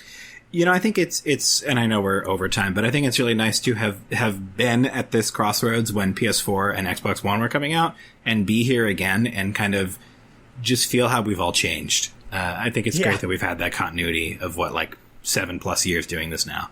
Yeah. So. We don't need to think that this is the end of the generation and that there's going to be no more consoles after PlayStation 4 anymore. That's good. We've come a long way. Nobody is saying that consoles are doomed. No, the Ouya. Long live the Ouya. The Ouya is dead. It's the Foria. The Foria is going to do it. The Stradivarius of controllers. That's right. Yeah. All right. All right. Well, we'll see you guys later. Happy weekend. Happy weekend. Or whenever this comes out. Happy end of June. There you go. All right.